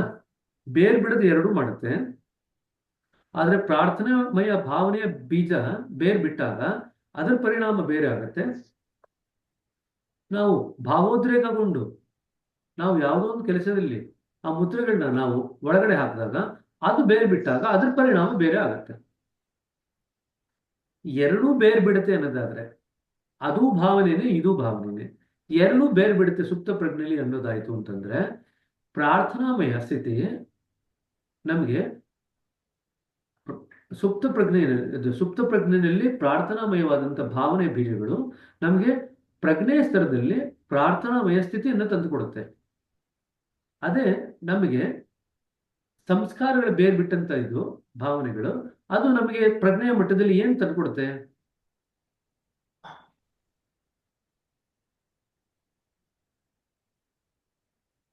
ಪ್ರಶ್ನೆ ಅರ್ಥ ಆಯ್ತಾ?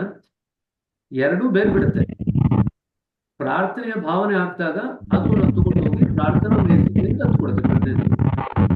ಹಾಗಾದ್ರೆ ಸಂಸ್ಕಾರಗಳ ಭಾವನೆಗಳನ್ನು ನಾವು ಬೇರ್ ಬಿಟ್ಟಾಗ ಸುಪ್ತ ಪ್ರಜ್ಞೆಯಲ್ಲಿ ಅದು ಪ್ರಜ್ಞಾ ಸ್ಥಿತಿಯಲ್ಲಿ ಏನ್ ತಂದುಕೊಡುತ್ತೆ? ಪ್ರಜ್ಞೆ ವಿಸ್ತಾರವಾಗಂತ ತಡೆಯುತ್ತೆ. ಯೋಚನೆ ಮಾಡಿದ್ರೆ ಸಂಸ್ಕಾರಗಳನ್ನ ಜಾಸ್ತಿ ತುಂಬಿಕೊಂಡ್ರೆ ಪ್ರಜ್ಞೆ ವಿಸ್ತಾರವಾಗುತ್ತೆ? ಆಗಲ್ಲ, ಅದನ್ನೇ ತಡೆಯುತ್ತೆ. ತಡೆಯುತ್ತೆ. ಅರ್ಥ ಆಗ್ತಿದ್ಯಾ? ಪ್ರಾರ್ಥನಾಮಯ ಸ್ಥಿತಿ ಏರ್ಪಾಡಾದಾಗ ಏನ್ ಬರುತ್ತೆ ಅಂತ ಓದಿದ್ವಿ? ಅಳು ಬರುತ್ತೆ ಅಂತ ಹೇಳಿ ಅಲ್ವಾ? ಅಳು ಬಂದಾಗ ಸಂಸ್ಕಾರಗಳು ಖಾಲಿ ಆಗುತ್ತವೆ. ಒಳಗಡೆ ಇರ್ತಕ್ಕಂಥ ಗಿಲ್ಟಿ ಸಂಸ್ಕಾರ, ಪಾಪ ಪ್ರಜ್ಞೆಯ ಸಂಸ್ಕಾರಗಳೆಲ್ಲ ಖಾಲಿ ಆಗುತ್ತೆ. ಪ್ರಾರ್ಥನಾಮಯ ಸ್ಥಿತಿ ಬಂದಾಗ ಅದೆಲ್ಲ ಕರಗ್ಲಿಕ್ಕೆ ಶುರು ಆಗುತ್ತೆ.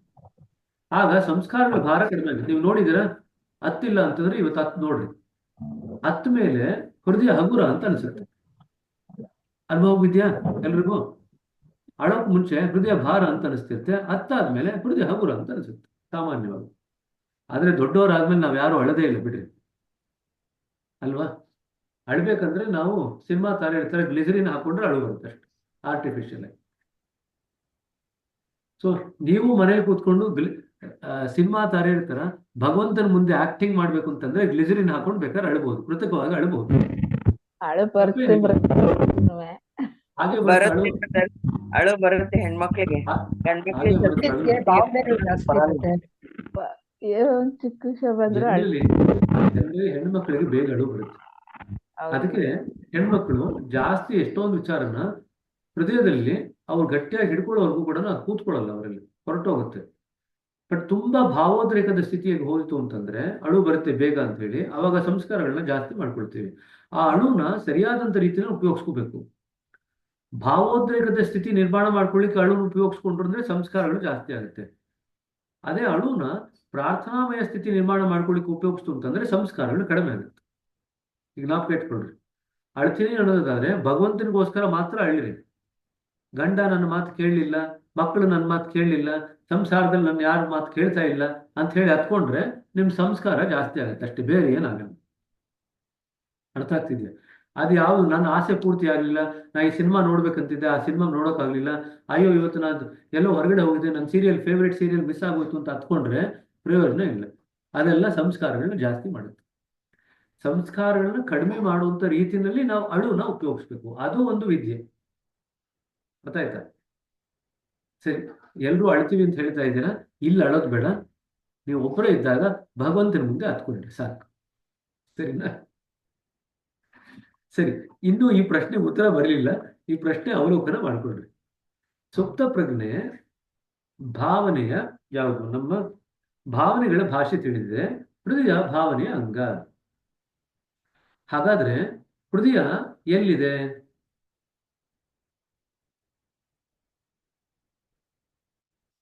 ಸುಪ್ತ ಪ್ರಜ್ಞೆಯಲ್ಲಿದ್ಯಾ ಅಥವಾ ಸುಪ್ತ ಪ್ರಜ್ಞೆ ಹೊರಗಡೆ ಇದೆಯಾ? ಹೊರಗಡೆ ಇದೆ ಬ್ರದರ್ ಹೃದಯ. ಯೋಚನೆ ಮಾಡಿ ನೋಡ್ರಿ, ಒಳಗಡೆ ಇದೆಯಾ ಹೊರಗಡೆ ಇದೆಯಾ ಅಂತ. ಸರಿನಾ? ಸರಿ, ಸಾಕು. ಇದು ನಿಮ್ಗೆ ಅವಲೋಕನಕ್ಕೆ ಒಂದು ಪ್ರಶ್ನೆ. ಮುಂದುವರ್ಸೋಣ. ಈಗ ನೀವು ಸುಪ್ತ ಪ್ರಜ್ಞೆಯನ್ನು ಕೇವಲ ಖಾಲಿ ಶಬ್ದಗಳಿಂದ ತುಂಬಬಹುದು, ಆದರೆ ಅವುಗಳು ಮೊಳೆಯದಿರುವ ಬೀಜಗಳಂತೆ, ಸತ್ತ ಬೀಜಗಳಂತೆ. ಮಲಗುವ ಸಮಯದಲ್ಲಿ ನಾವು ಅನೇಕ ಸಲ ನಿದ್ದೆಯ ಮಂಪರಿನಲ್ಲಿರುವುದರಿಂದ ಭಾವಪೂರ್ಣವಾಗಿ ಪ್ರಾರ್ಥಿಸುವ ಸ್ಥಿತಿಯಲ್ಲಿ ಇರುವುದಿಲ್ಲ. ಪೂರ್ತಿ ನಿದ್ದೆ ಬಂದ್ಬಿಟ್ಟಿದೆ ಅಂತಂದ್ರೆ ಭಾವಪೂರ್ಣವಾಗಿ ಪ್ರಾರ್ಥನೆ ಮಾಡೋದು ಹೆಂಗಾಗುತ್ತೆ ನಿದ್ದೆ ಬಂದಾಗ? ಹಾಗಾಗಿ ನಾವು ಹಗಲಿನಲ್ಲಿ ಎಚ್ಚರದಿಂದ ಇರುವಾಗ ಪ್ರಾರ್ಥನೆಯನ್ನು ಸಲ್ಲಿಸುವ ಅಭ್ಯಾಸವನ್ನು ಮಾಡಬೇಕು. ಇದು ಅಂಡರ್ಲೈನ್ ಮಾಡ್ಕೊಳ್ರಿ. ಹಗಲಿನಲ್ಲಿ ನಾವು ಎಚ್ಚರ ಇರ್ಬೇಕಾದ್ರೆ ಪ್ರಾರ್ಥನೆ ಮಾಡೋದು ಅಭ್ಯಾಸ ಮಾಡ್ಕೋಬೇಕು, ಆಮೇಲೆ ರಾತ್ರಿ ಪ್ರಾರ್ಥನೆ ಮಾಡೋದು. ನೀವು ಎಚ್ಚರದಿಂದ ಇರುವಾಗ ಆ ಭಾವವನ್ನುಂಟು ಮಾಡಿ ನಂತರ ಮಲಗುವ ಸಮಯದಲ್ಲಿ ನೀವು ಪ್ರಾರ್ಥನೆಯನ್ನು ಸಲ್ಲಿಸಿದರೆ ಪ್ರಾರ್ಥನೆಯನ್ನು ಮಾಡುವ ಸ್ಥಿತಿ ಕ್ರಿಯೆಯು ನಿಮ್ಮ ಹಿಂದಿನ ಸ್ಥಿತಿಗೆ ಮರುಜೀವ ಕೊಡುತ್ತದೆ. ಆಲ್ರೆಡಿ ಅಭ್ಯಾಸ ಮಾಡಿದ್ದೀರ ಎಚ್ಚರವಾಗಿರ್ಬೇಕಾದ್ರೆ, ಅದನ್ನ ರಾತ್ರಿ ಮಾಡ್ಬೇಕಾದ್ರೆ ಅದಕ್ಕೊಂದು ಮರುಜೀವ ಕೊಡುತ್ತೆ. ಭಾವನೆಗಳನ್ನ ತುಂಬಲಿಕ್ಕೆ ಆಗದೇ ಇದ್ರೂ ಕೂಡ ಅದನ್ನು ಬೇರೆ ಸಮಯದಲ್ಲೇ ತುಂಬಿರೋದ್ರಿಂದ ಮಲಗುವ ಸಮಯದಲ್ಲಿ ಮಾಡಿದ್ರು ಕೂಡ ಭಾವನೆಗಳನ್ನ ತುಂಬಲಿಕ್ಕೆ ಸಾಧ್ಯವಾಗುತ್ತೆ. ಹಗಲಿನಲ್ಲಿ ಬುದ್ಧಿಯು ಪೂರ್ತಿ ಉತ್ಸಾಹದಿಂದ ಇರುವಾಗ ಪ್ರಾರ್ಥನೆ ಅರ್ಥವನ್ನು ನಾವು ಮತ್ತೊಂದು ದೃಷ್ಟಿಕೋನದಿಂದ ಗ್ರಹಿಸಬಹುದು. ನಿಜವಾಗಿ ಹೊಸದಾಗಿ ಈ ಪದ್ಧತಿಗೆ ಬಂದಿರುವ ಪ್ರತಿ ವ್ಯಕ್ತಿ ಮತ್ತು ನುರಿತ ಸಾಧಕನೂ ಸಹ ಒಂದೆರಡು ದಿನಗಳಲ್ಲಿ ಪ್ರಾರ್ಥನೆಯ ನಿಜವಾದ ಮಹತ್ವವನ್ನು ಅರ್ಥವನ್ನು ತಿಳಿದುಕೊಳ್ಳುವ ಪ್ರಯತ್ನ ಮಾಡಲಿ ಎಂದು ನಾನು ಇಚ್ಛಿಸುತ್ತೇನೆ. ಪ್ರಾರ್ಥನೆಯಲ್ಲಿರುವ ಶಬ್ದಗಳ ಸೂಚಿಸುವುದಕ್ಕಿಂತ ಅದಕ್ಕೆ ಇನ್ನೂ ಹೆಚ್ಚಿನದೇನೋ ಇದೆ. ಈ ಶಬ್ದಗಳು ಏನು ಸೂಚನೆ ಮಾಡುತ್ತಲ್ಲ ಅದಕ್ಕಿಂತ ಹೆಚ್ಚಿನದು ಒಂದಿದೆ. ನಂತರ ನೀವು ಕಂಡುಕೊಳ್ಳುವ ಅರ್ಥದ ಹಿಂದೆ ಏನು ಅಡಗಿದೆ ಎನ್ನುವುದನ್ನು ನೋಡಿವ್ರಿ. ಅದರ ಮೇಲೆ ಮತ್ತೆ ಮತ್ತೆ ಧ್ಯಾನಿಸಿ ಮೊದಲನೇ ಸಾಲನ್ನು ತೆಗೆದುಕೊಳ್ಳಿ, ಎರಡನೇ ಸಾಲನ್ನು ತೆಗೆದುಕೊಳ್ಳಿ, ಮೂರನೇ ಸಾಲನ್ನು ತೆಗೆದುಕೊಂಡು ಮತ್ತು ಪ್ರತಿಯೊಂದು ಶಬ್ದವನ್ನು ಮೆಲುಕು ಹಾಕಿ ಆತುರ ಪಡೆದಿರಿ. ಪ್ರತಿ ಸಲವೂ ಹೊಸ ಆಯಾಮಗಳು ತೆಗೆದುಕೊಳ್ಳುತ್ತದೆ. ನಿಮ್ಮಲ್ಲಿ ಪ್ರಾರ್ಥನೆಯನ್ನು ತರುವುದೇ ಪ್ರಾರ್ಥನೆಯ ಉದ್ದೇಶ, ಪರಿವರ್ತನೆಯನ್ನು ತರುವುದೇ ಪ್ರಾರ್ಥನೆಯ ಉದ್ದೇಶ. ಇದು ಅಂಡರ್ಲೈನ್ ಮಾಡ್ಕೊಂಡ್ರಿ.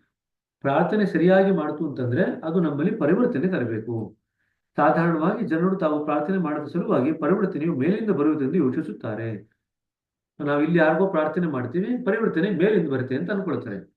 ನಿಜವಾಗಿ ಹೇಳುವುದಾದರೆ ಪ್ರಾರ್ಥನೆಯ ಪ್ರತ್ಯುತ್ತರಕ್ಕಿಂತ ನಾವು ನಿವೇದಿಸುವ ಪ್ರಾರ್ಥನೆ ನಮ್ಮಲ್ಲಿ ಬದಲಾವಣೆಯನ್ನು ತರುತ್ತದೆ. ಸೊ ಪ್ರಾರ್ಥನೆಗೆ ಪ್ರತ್ಯುತ್ತರವಾಗಿ ಏನ್ ಬರುತ್ತಲ್ಲ ಅದು ಬದಲಾವಣೆ ತರಲ್ಲ.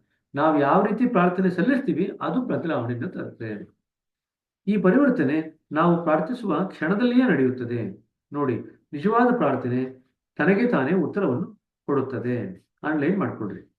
ನಿಜವಾದಂತ ಪ್ರಾರ್ಥನೆ ತನಗೆ ತಾನೇ ಉತ್ತರ ಕೊಡುತ್ತೆ. ಯಾಕಂದ್ರೆ ಪ್ರಾರ್ಥನೆ ಸಲ್ಲಿಸಿದ ಕ್ಷಣದಲ್ಲೇ ನಮಗೆ ಪರಿವರ್ತನೆ ಅಥವಾ ಬದಲಾವಣೆ ಆಗಲಿಕ್ಕೆ ಶುರು ಆಗುತ್ತೆ. ನೀವು ಸೃಷ್ಟಿಕರ್ತ ನೋಡದೆ ಆತ್ಮೀಯ ಸಂಪರ್ಕವನ್ನು ಸಾಧಿಸಬೇಕಾದರೆ ನಿಮ್ಮ ಹೃದಯ ಶುದ್ಧವಾಗಿರಬೇಕು ಮತ್ತು ಮುಗ್ಧವಾಗಿರಬೇಕು. ನೀವು ಎಳೆಯ ಮಕ್ಕಳಂತೆ ಇರಬೇಕು ಎಂದು ಪ್ರಭು ಯೇಸು ಕ್ರಿಸ್ತ ಹೇಳುವನು. ತಪ್ಪಿತಸ್ಥ ಭಾವವು ವಿನಾಶಕಾರಿ, ಅದು ಹೃದಯದೊಳಗಿನ ಸೀಸದಂತೆ. ತಪ್ಪಿತಸ್ಥ ಹೃದಯವು ದೈವತ್ವದಿಂದ ತನ್ನನ್ನು ತಾನು ಪ್ರತ್ಯೇಕಿಸಿಕೊಂಡು ತಾನೇ ಸೃಷ್ಟಿಸಿಕೊಂಡ ಕಾರಾಗೃಹದಲ್ಲಿ ಏಕಾಂತವಾಗಿರುತ್ತದೆ. ಆ ಪರಿಸ್ಥಿತಿಯಲ್ಲಿ ನಾವು ಪುನಶ್ಚೇತನಗೊಳಿಸುವ ದಿವ್ಯ ಮೂಲದ ಕಿರಣಗಳನ್ನು ಹೇಗೆ ಪಡೆಯುವುದು? ದೇವರು ನಮ್ಮನ್ನು ಸ್ವೀಕರಿಸಿ ಒಪ್ಪಿಕೊಳ್ಳುವನೋ ಇಲ್ಲವೋ ಎಂಬ ಪ್ರಶ್ನೆಯೇ ಇಲ್ಲ. ಒಬ್ಬ ತಾಯಿ ತನ್ನ ಪ್ರೇಮ ಮತ್ತು ಕ್ಷಮೆಯನ್ನು ನೀಡಿದರಲು ಸಾಧ್ಯವೇ? ಬದಲಾಗಿ ನಾವೇ ನಮ್ಮನ್ನು ಒಪ್ಪಿಕೊಳ್ಳಲು ಅಥವಾ ಕ್ಷಮಿಸಿಕೊಳ್ಳಲು ಸಾಧ್ಯವಿಲ್ಲ. ಪಶ್ಚಾತ್ತಾಪ ಒಂದು ಯಾಂತ್ರಿಕವಾದಂತಹ ಆಚರಣೆಯಲ್ಲ. ನಮ್ಮ ಹೃದಯ ನಮ್ಮ ತಪ್ಪುಗಳಿಂದ ಪಶ್ಚಾತ್ತಾಪ ಪಟ್ಟಾಗ ಸ್ವತಃ ಕೊಳ್ಳುವುದು ಬರುತ್ತದೆ. ಲೈನ್ ಮಾಡ್ಕೊಳ್ರಿ. ನಮ್ಮ ಹೃದಯ ನಮ್ಮ ತಪ್ಪುಗಳಿಂದ ಪಶ್ಚಾತ್ತಾಪ ಪಟ್ಟಾಗ ತನ್ನನ್ನು ತಾನು ಕ್ಷಮಿಸಿಕೊಳ್ಳಿಕ್ಕೆ ಅರ್ಹ ಆಗುತ್ತೆ. ನಿಮ್ಮ ಒಂದು ಹೃದಯ ರೋದನವು ಕ್ಷಮೆಯಾಚನೆಯ 1000 ಪ್ರಾರ್ಥನೆಗಳಿಗೆ ಸಮಾನ. ಹೃದಯದ ರೋದನ ಆಗ್ಬೇಕಂತೆ. ನೀವು ನನಗೆ ಕ್ಷಮಿಸು ಅಂತ 1000 ಸತಿ ಹೇಳ್ಕೊಳ್ಳೋದು ಒಂದೇ, ಹೃದಯದಲ್ಲಿ ಆ ಪಶ್ಚಾತ್ತಾಪದಿಂದ ಬೇಯೋದು ಒಂದೇ. ಪಶ್ಚಾತ್ತಾಪದಿಂದ ಬೇದಾಗ ಅದು 1000 ಪ್ರಾರ್ಥನೆಗೆ ಸಮ ಕ್ಷಮಿಸೋದಕ್ಕೆ. ಕಣ್ಣೀರು ಪ್ರಾಮಾಣಿಕತೆಯ ಗುರುತು. ಅಂಡರ್ಲೈನ್ ಮಾಡ್ಕೊಡ್ರಿ. ಕಣ್ಣೀರು ಪ್ರಾಮಾಣಿಕತೆಯ ಗುರುತು. ನಮ್ಮ ಹೃದಯಗಳು ಹಗುರತೆಯಿಂದ ಮತ್ತು ಸಂತಸದಿಂದ ಕೂಡಿರುವಾಗಲು. ಅದಕ್ಕೆ ನಾವು ಪ್ರಾಮಾಣಿಕವಾಗಿ ಪ್ರಾರ್ಥನೆ ಸಲ್ಲಿಸಿದ್ರೆ ಬಹಳಷ್ಟು ಸರ್ತಿ ನಾವು ಅಳ್ತೀವಿ. ಪ್ರಾಮಾಣಿಕತೆಯಿಂದ ನಾವು ಪ್ರಾರ್ಥನೆ ಸಲ್ಲಿಸಿದ್ರೆ. ನಾವು ಸುಮ್ಮನೆ ಯಾಂತ್ರಿಕವಾಗಿ ಪ್ರಾರ್ಥನೆ ಸಲ್ಲಿಸಿದಾಗ ಯಾವುದೇ ಅಳು ಬರಲ್ಲ. ಹಾಗಾದ್ರೆ ನಮಗೆ ಯಾವುದರ ಬಗ್ಗೆಯೂ ತಪ್ಪಿತಸ್ಥ ಭಾವನೆ ಇಲ್ಲದೆ ಹೋದರೆ ಏನಾಗುತ್ತದೆ? ಏನ್ ಮಾಡಿದ್ರು ಕೂಡ ತಪ್ಪಿತಸ್ಥ ಭಾವನೆ ಇಲ್ಲ ಅಂತ ಇಟ್ಕೊಳ್ರಿ. ಏನಾಗುತ್ತೆ? ಹಾಗಾದ್ರೆ ನಿಮಗೆ ಅಭಿನಂದನೆಗಳು ದಾರ್ಜನಕರು. ನೀವು ಒಬ್ಬ ಸಂತನಾಗಿರಬೇಕು. ಆದರೆ ಒಬ್ಬ ಸಂತನೂ ಕೂಡ ಏಳಿಗೆ ಹೊಂದುವ ಅವಕಾಶವನ್ನು ಕೊಂಡುಕೊಳ್ಳುತ್ತಾನೆ. ವಿಶೇಷವಾಗಿ ಒಬ್ಬ ಸಂತಳು ತಾನು ತಪ್ಪಿಸಿದ ಅಲ್ಲದಿದ್ದರೂ ಕೂಡ ಅದು ತನ್ನ ತಪ್ಪು ಎಂದು ತಿಳಿಯುತ್ತಾಳೆ. ಏಕೆಂದರೆ ಅವಳು ಅಷ್ಟು ವಿನಮ್ರಳಾಗಿರುತ್ತಾಳೆ. ನಾವು ಆತ್ಮಸಾಕ್ಷಿಯದನಿಗೆ ಹೆಚ್ಚು ಸಂವೇದನೆಯನ್ನು ತೋರಿದಂತೆ ಅದು ಅತಿ ಸಣ್ಣ ಪುಟ್ಟ ವಿಷಯಗಳಿಗೂ ನಮ್ಮನ್ನು ಜವಾಬ್ದಾರನೆಯಾಗಿ ಮಾಡುತ್ತದೆ. ನೋಡ್ರಿ, ಆ ತಪ್ಪಿತಸ್ಥ ಮನೋಭಾವ ನಮಗೆ ಇರದೇ ಇದ್ರೆ ಒಳ್ಳೇದು.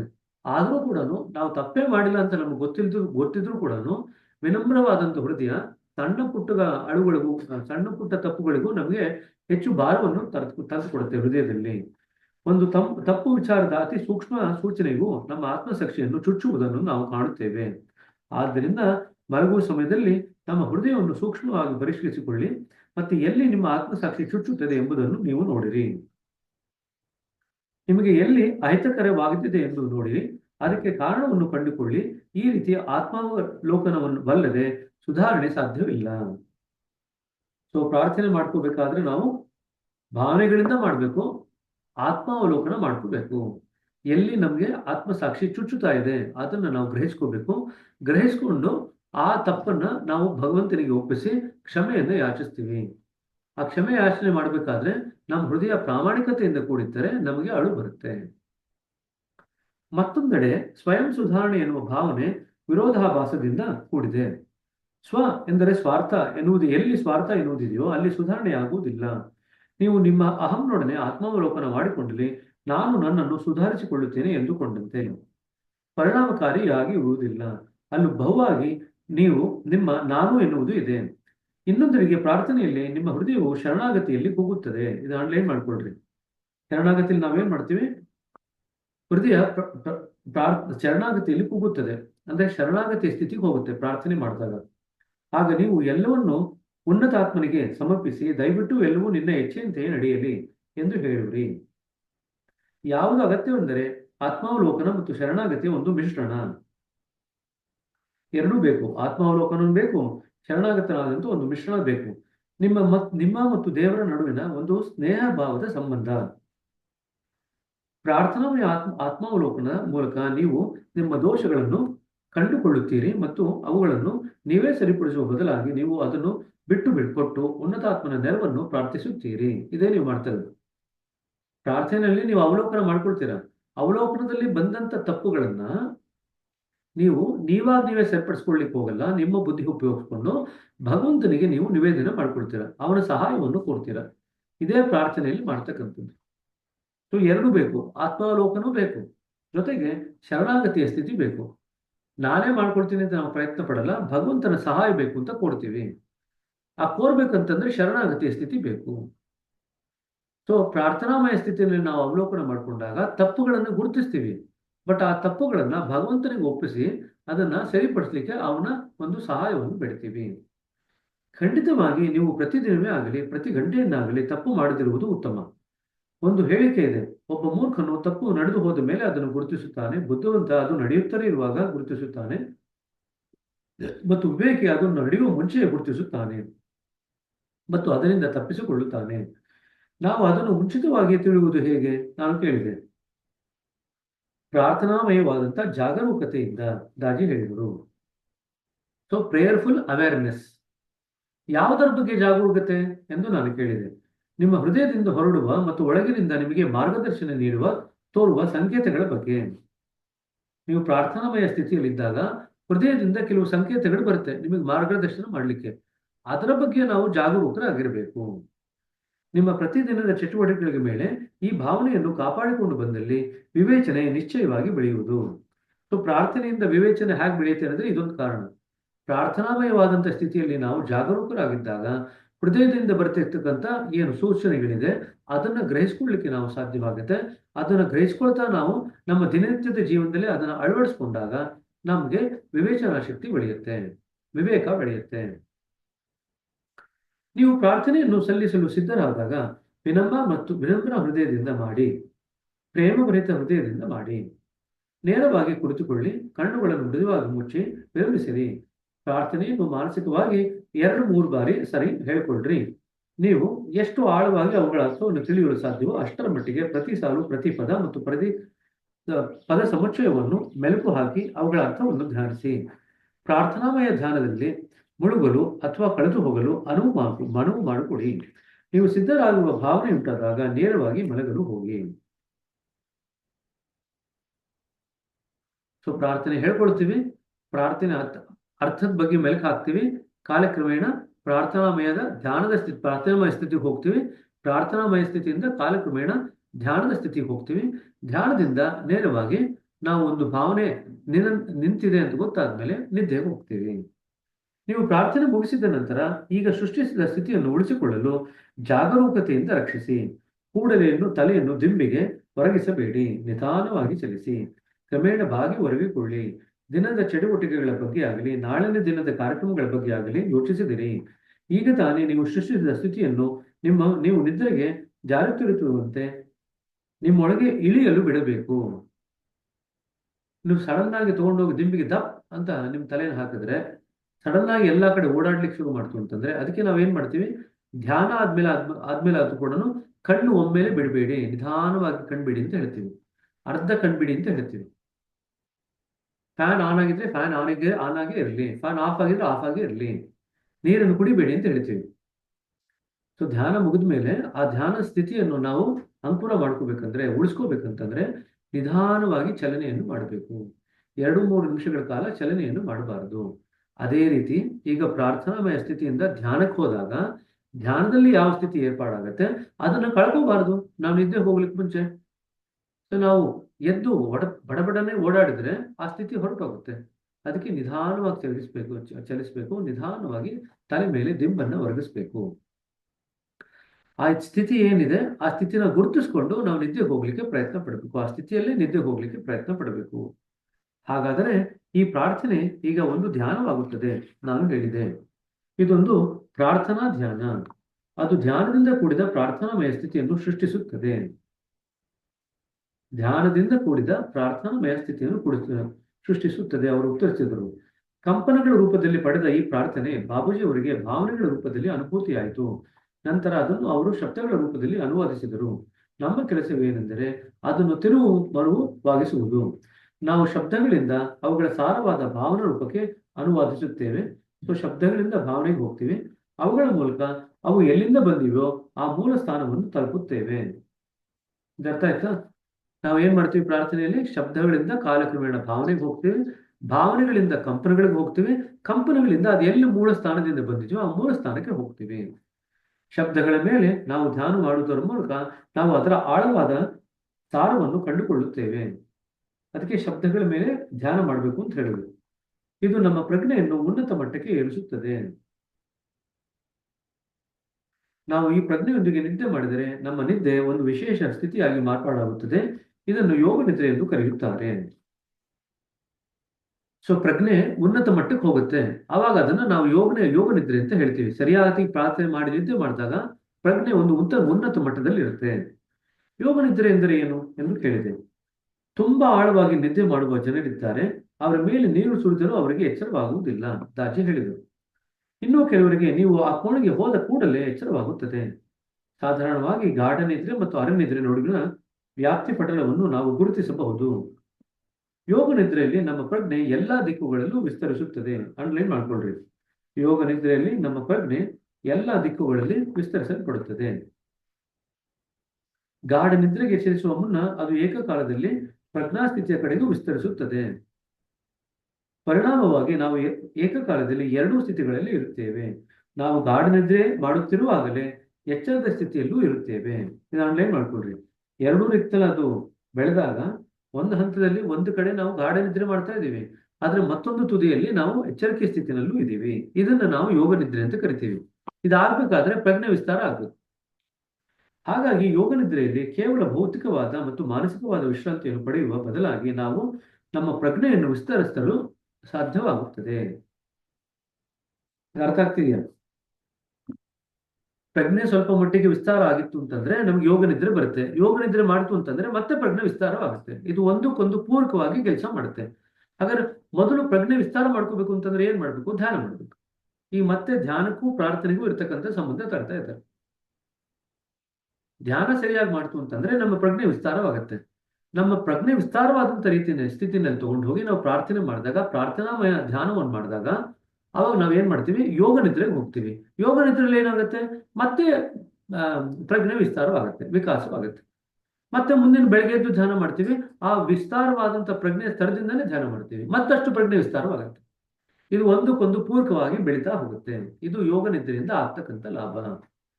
ಯೋಗ ನಿದ್ರೆ ಬರ್ಬೇಕಂದ್ರೆ ಸರಿಯಾದಂತ ಪ್ರಾರ್ಥನೆ ಮಾಡಿದ್ರೆ ಮಾತ್ರ ನಮ್ಗೆ ಯೋಗ ನಿದ್ರೆ ಬರಲಿಕ್ಕೆ ಸಾಧ್ಯ. ಆದ್ರೆ ಯೋಗ ನಿದ್ರೆಯಿಂದ ಲಾಭ ಪಡ್ಕೋಬೇಕಂತಂದ್ರೆ ಸರಿಯಾಗಿ ಧ್ಯಾನ ಮಾಡಿದ್ರೆ ಮಾತ್ರ ನಮಗೆ ಯೋಗ ನಿದ್ರೆಯಿಂದ ಲಾಭ ಪಡ್ಕೊಳ್ಳಿಕ್ಕೆ ಸಾಧ್ಯ. ನೋಡಿ, ಒಂದಕ್ಕೊಂದು ಹಾಗೆ ಪೂರಕ. ಆದ್ರೆ ವಾಸ್ತವವಾಗಿ ಇನ್ನೂ ಹೆಚ್ಚಿನದು ಈ ಸ್ಥಿತಿಯಲ್ಲಿ ಸಂಭವಿಸುತ್ತದೆ. ಒಬ್ಬ ಯೋಗಿ ಇತರ ಸ್ಥಳಗಳಲ್ಲಿ, ಇತರ ಆಯಾಮಗಳಲ್ಲಿ, ಇತರ ಸಮಯಗಳಲ್ಲಿ ಕೆಲಸ ಮಾಡಬಹುದು. ಸೂಕ್ಷ್ಮ ಶರೀರದ ಪ್ರಯಾಣವು ನಡೆಯುತ್ತದೆ. ಅಲ್ಲಿ ಭೌತಿಕ ಶರೀರದ ಮಿತಿಗಳು ನಿಮ್ಮ ಕಾರ್ಯಗಳಿಗೆ ಅಡ್ಡಿಬಾರದು. ಯೋಗ ನಿದ್ರೆಯಲ್ಲಿ ಇವೆಲ್ಲ ನಡೆಯಲು ಯೋಗ ನಿದ್ರೆ ಬಹಳ ಸಹಕಾರಿ. ಆದರೆ ಇದು ಚರ್ಚೆಗೆ ಗ್ರಾಸವಾಗುವ ಬದಲಾಗಿ ವೈಯಕ್ತಿಕ ಅನುಭವವಾಗುವ ವಿಷಯ. ನಾವು ಹಂಚಿಕೊಳ್ಳಬಹುದಾದ ವಿಕಾಸದ ಹಂತದ ಪ್ರಕಾರ ಯಾವುದನ್ನು ಗ್ರಹಿಸಲು ಸಾಧ್ಯವೋ ಅದರ ಬಗ್ಗೆ ಗಮನ ಹರಿಸೋಣ. ಅವಶ್ಯಕವಾಗಿ ಯೋಗ ನಿದ್ರೆ ಬೆಳಗಿನ ಧ್ಯಾನದಲ್ಲಿ ನಮ್ಮನ್ನು ಪ್ರಜ್ಞಾನದ ನಭೋಮಂಡಲಕ್ಕೆ ಹಾರಿಸಲು ಸಿದ್ಧಗೊಳಿಸುತ್ತದೆ. ನಾವು ಯೋಗ ನಿದ್ರೆ ಮಾಡಿ ಎದ್ದಾಗ, ಧ್ಯಾನ ಕೂತ್ಕೊಂಡಾಗ ನಮಗೆ ಅರಿವಿಲ್ದಂಗೆನೆ ಪ್ರಜ್ಞಾನದ ಸ್ಥಿತಿಗೆ ಹೋಗಿ ನಾವು ಹಾರ್ತೀವಿ. ಅದನ್ನು ಹೇಗೆ ಮಾಡುತ್ತದೆ ಅದು?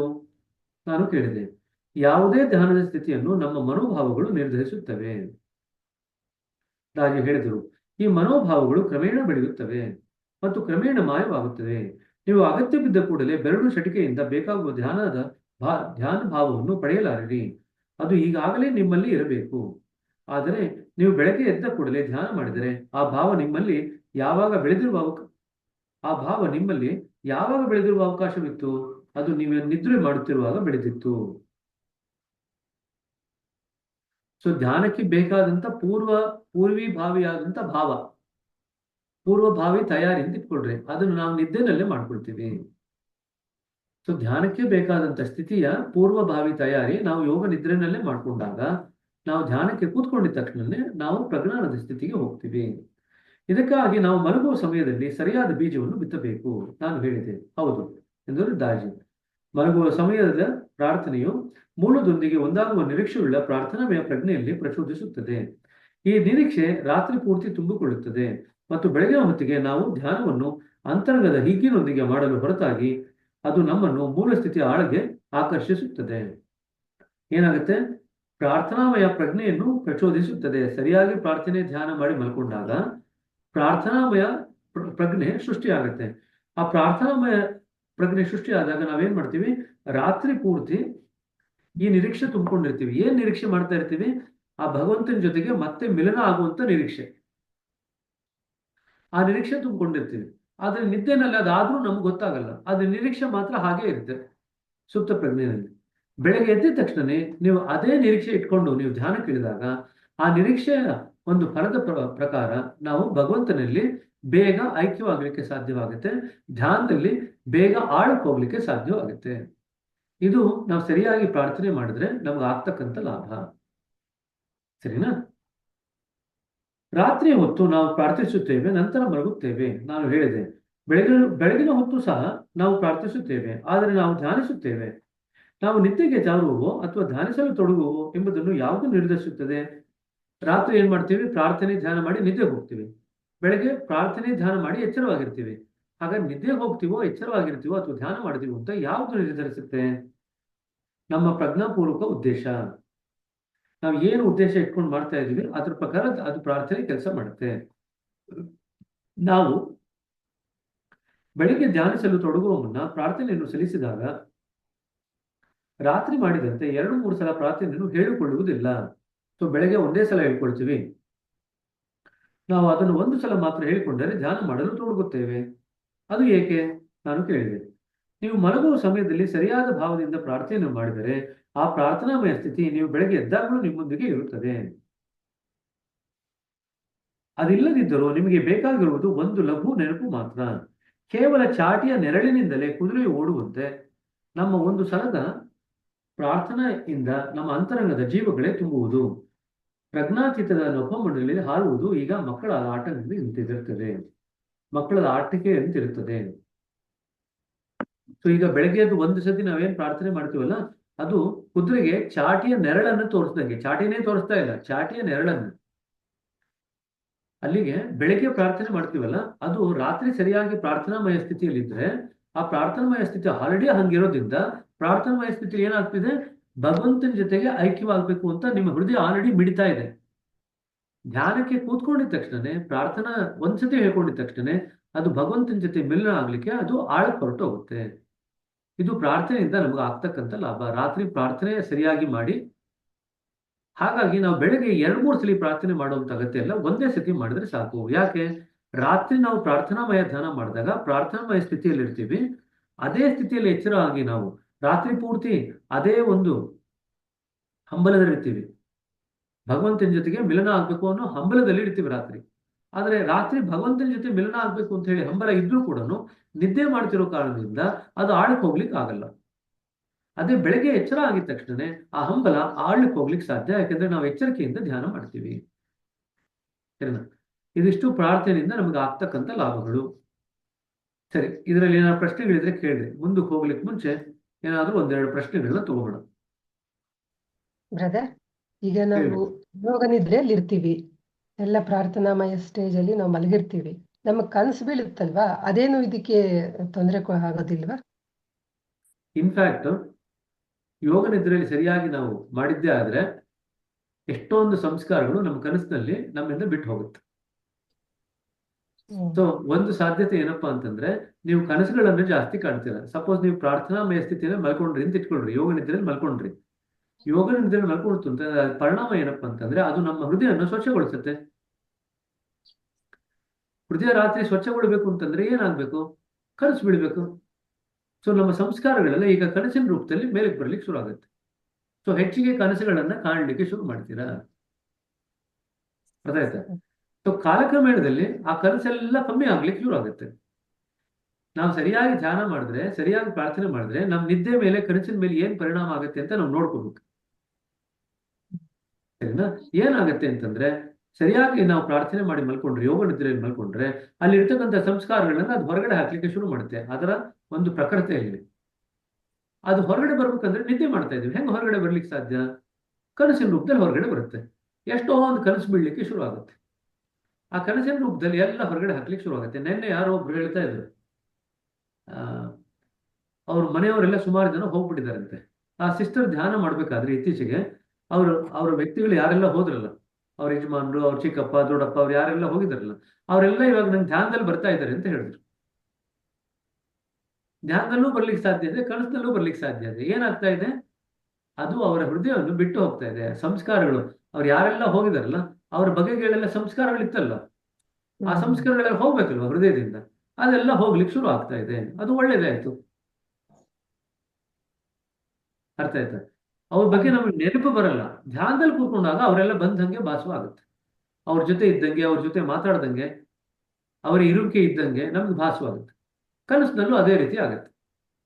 ತುಂಬಾ ಜನಕ್ಕೆ ಇದಾಗತ್ತೆ. ಇನ್ಫ್ಯಾಕ್ಟ್ ಯಾರು ನಾವು ನಮ್ಮ ಹತ್ತಿರದವ್ರನ್ನ ಯಾರನ್ನ ಕಳ್ಕೊಂಡ್ಬಿಡ್ತು ಅಂತಂದ್ರೆ, ನಮಗೆ ಮೊದಲು 1 ವರ್ಷದಲ್ಲಿ ಅವರೆಲ್ಲ ನಮ್ಮ ಕನಸಿನಲ್ಲಿ ಬಂದು ಮಾತಾಡಿಸ್ದಂಗೆ, ನಾವು ಅವ್ರ ಜೊತೆ ಇದ್ದಂಗೆ ಎಲ್ಲ ಅನುಭವ ಆಗುತ್ತೆ ಎಲ್ರಿಗೂ. ಅದೆಲ್ಲ ನಾವು ಅವ್ರ ಕನಸಿನಲ್ಲಿ ನಮ್ಮ ಹತ್ರ ಬಂದು ಮಾತಾಡ್ತಿದ್ದಾರೆ ಅಂತಲ್ಲ, ನಮ್ಮ ಹೃದಯದಲ್ಲಿ ಇರ್ತಕ್ಕಂಥ ಅವರ ಬಗೆಗಿನ ಸಂಸ್ಕಾರಗಳೆಲ್ಲ ಈಗ ಖಾಲಿ ಆಗ್ತಾ ಇದೆ ಅಂತ, ಕ್ಲೀನ್ ಆಗ್ತಾ ಇದೆ ಅಂತ. ಸೊ ಪ್ರಾರ್ಥನಾಮಯ ಸ್ಥಿತಿ ಸರಿಯಾಗಿ ನಾವು ಮಾಡಿದ್ರೆ ಯೋಗ ನಿದ್ರೆಯಲ್ಲಿ ನಮ್ಮ ಸಂಸ್ಕಾರಗಳೆಲ್ಲ ತಕ್ಕ ಮಟ್ಟಿಗೆಲ್ಲ ಬಿಟ್ಟು ಹೋಗುತ್ತೆ. ಸರಿ, ಧ್ಯಾನದಲ್ಲೂ ಹೊಟ್ಟೋಗುತ್ತೆ, ಮತ್ತೆ ಕನಸಿನಲ್ಲೂ ಹೋಗುತ್ತೆ.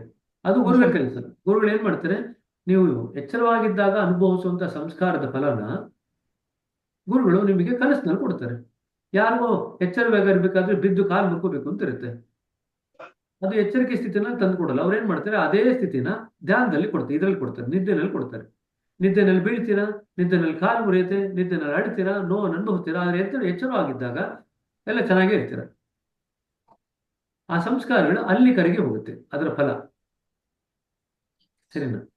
ಸೊ ಯಾವ ಸ್ತರದಲ್ಲಿ ನಿಮ್ಮ ಕರ್ಮ ಫಲವನ್ನು ಅನುಭವಿಸ್ಬೇಕು ಅಂತ ಗುರುಗಳು ಬೇಕಾದ್ರೆ ನಿರ್ಧಾರ ಮಾಡಿ ಅದನ್ನ ವ್ಯತ್ಯಾಸ ಮಾಡ್ಬೋದು.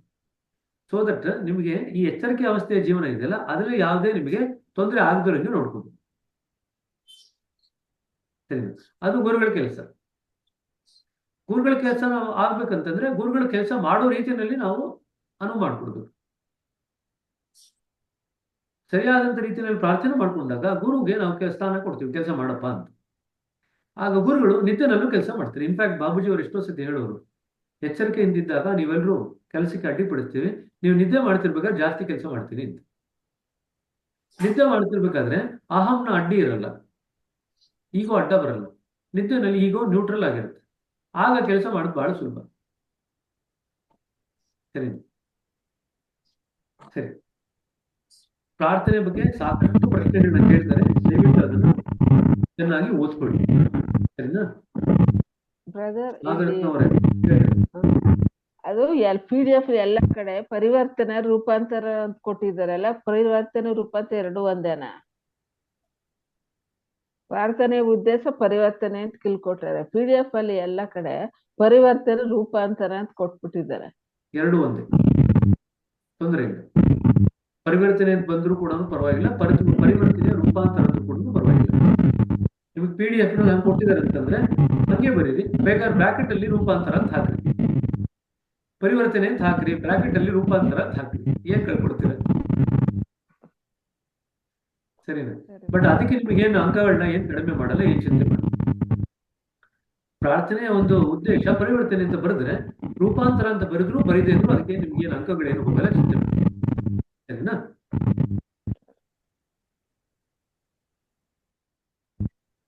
ಸರಿ, ಮುಂದುವರ್ಸ್ಕೊಂಡು ಹೋಗೋಣ. ಈಗ ಇನ್ನೊಂದು 20 ನಿಮಿಷ ಇದೆ. ಅಟ್ಲೀಸ್ಟ್ ಒಂದು 3-4 ಪೇಜ್ ಆದ್ರೂ ಇದನ್ನು ಓಡೋಣ. ಗುರು ಚಾಪ್ಟರ್. ಸರಿನಾ? ಇದರಲ್ಲಿ ಕೆಲವು ಭಾಗಗಳೆಲ್ಲ ಆಲ್ರೆಡಿ ನಮಗೆ ಬೇರೆ ರೂಪದಲ್ಲಿ ಬಂದಿದೆ. ಬಾಬೂಜಿ ಅವ್ರ ಪುಸ್ತಕ ಓದಿದಾಗ ಬಂದಿದೆ. ಎಷ್ಟೊಂದು ರಿಪಿಟೇಷನ್ ಆಗುತ್ತೆ. ಬಾಬೂಜಿ ಅವರು ಎಷ್ಟೊಂದು ವಿಚಾರಗಳು ಹೇಳಿದ್ದಾರೆ, ದಾಜಿಯವರು ಅದನ್ನು ಮತ್ತೊಂದ್ಸತಿ ಹೇಳ್ತಾರೆ.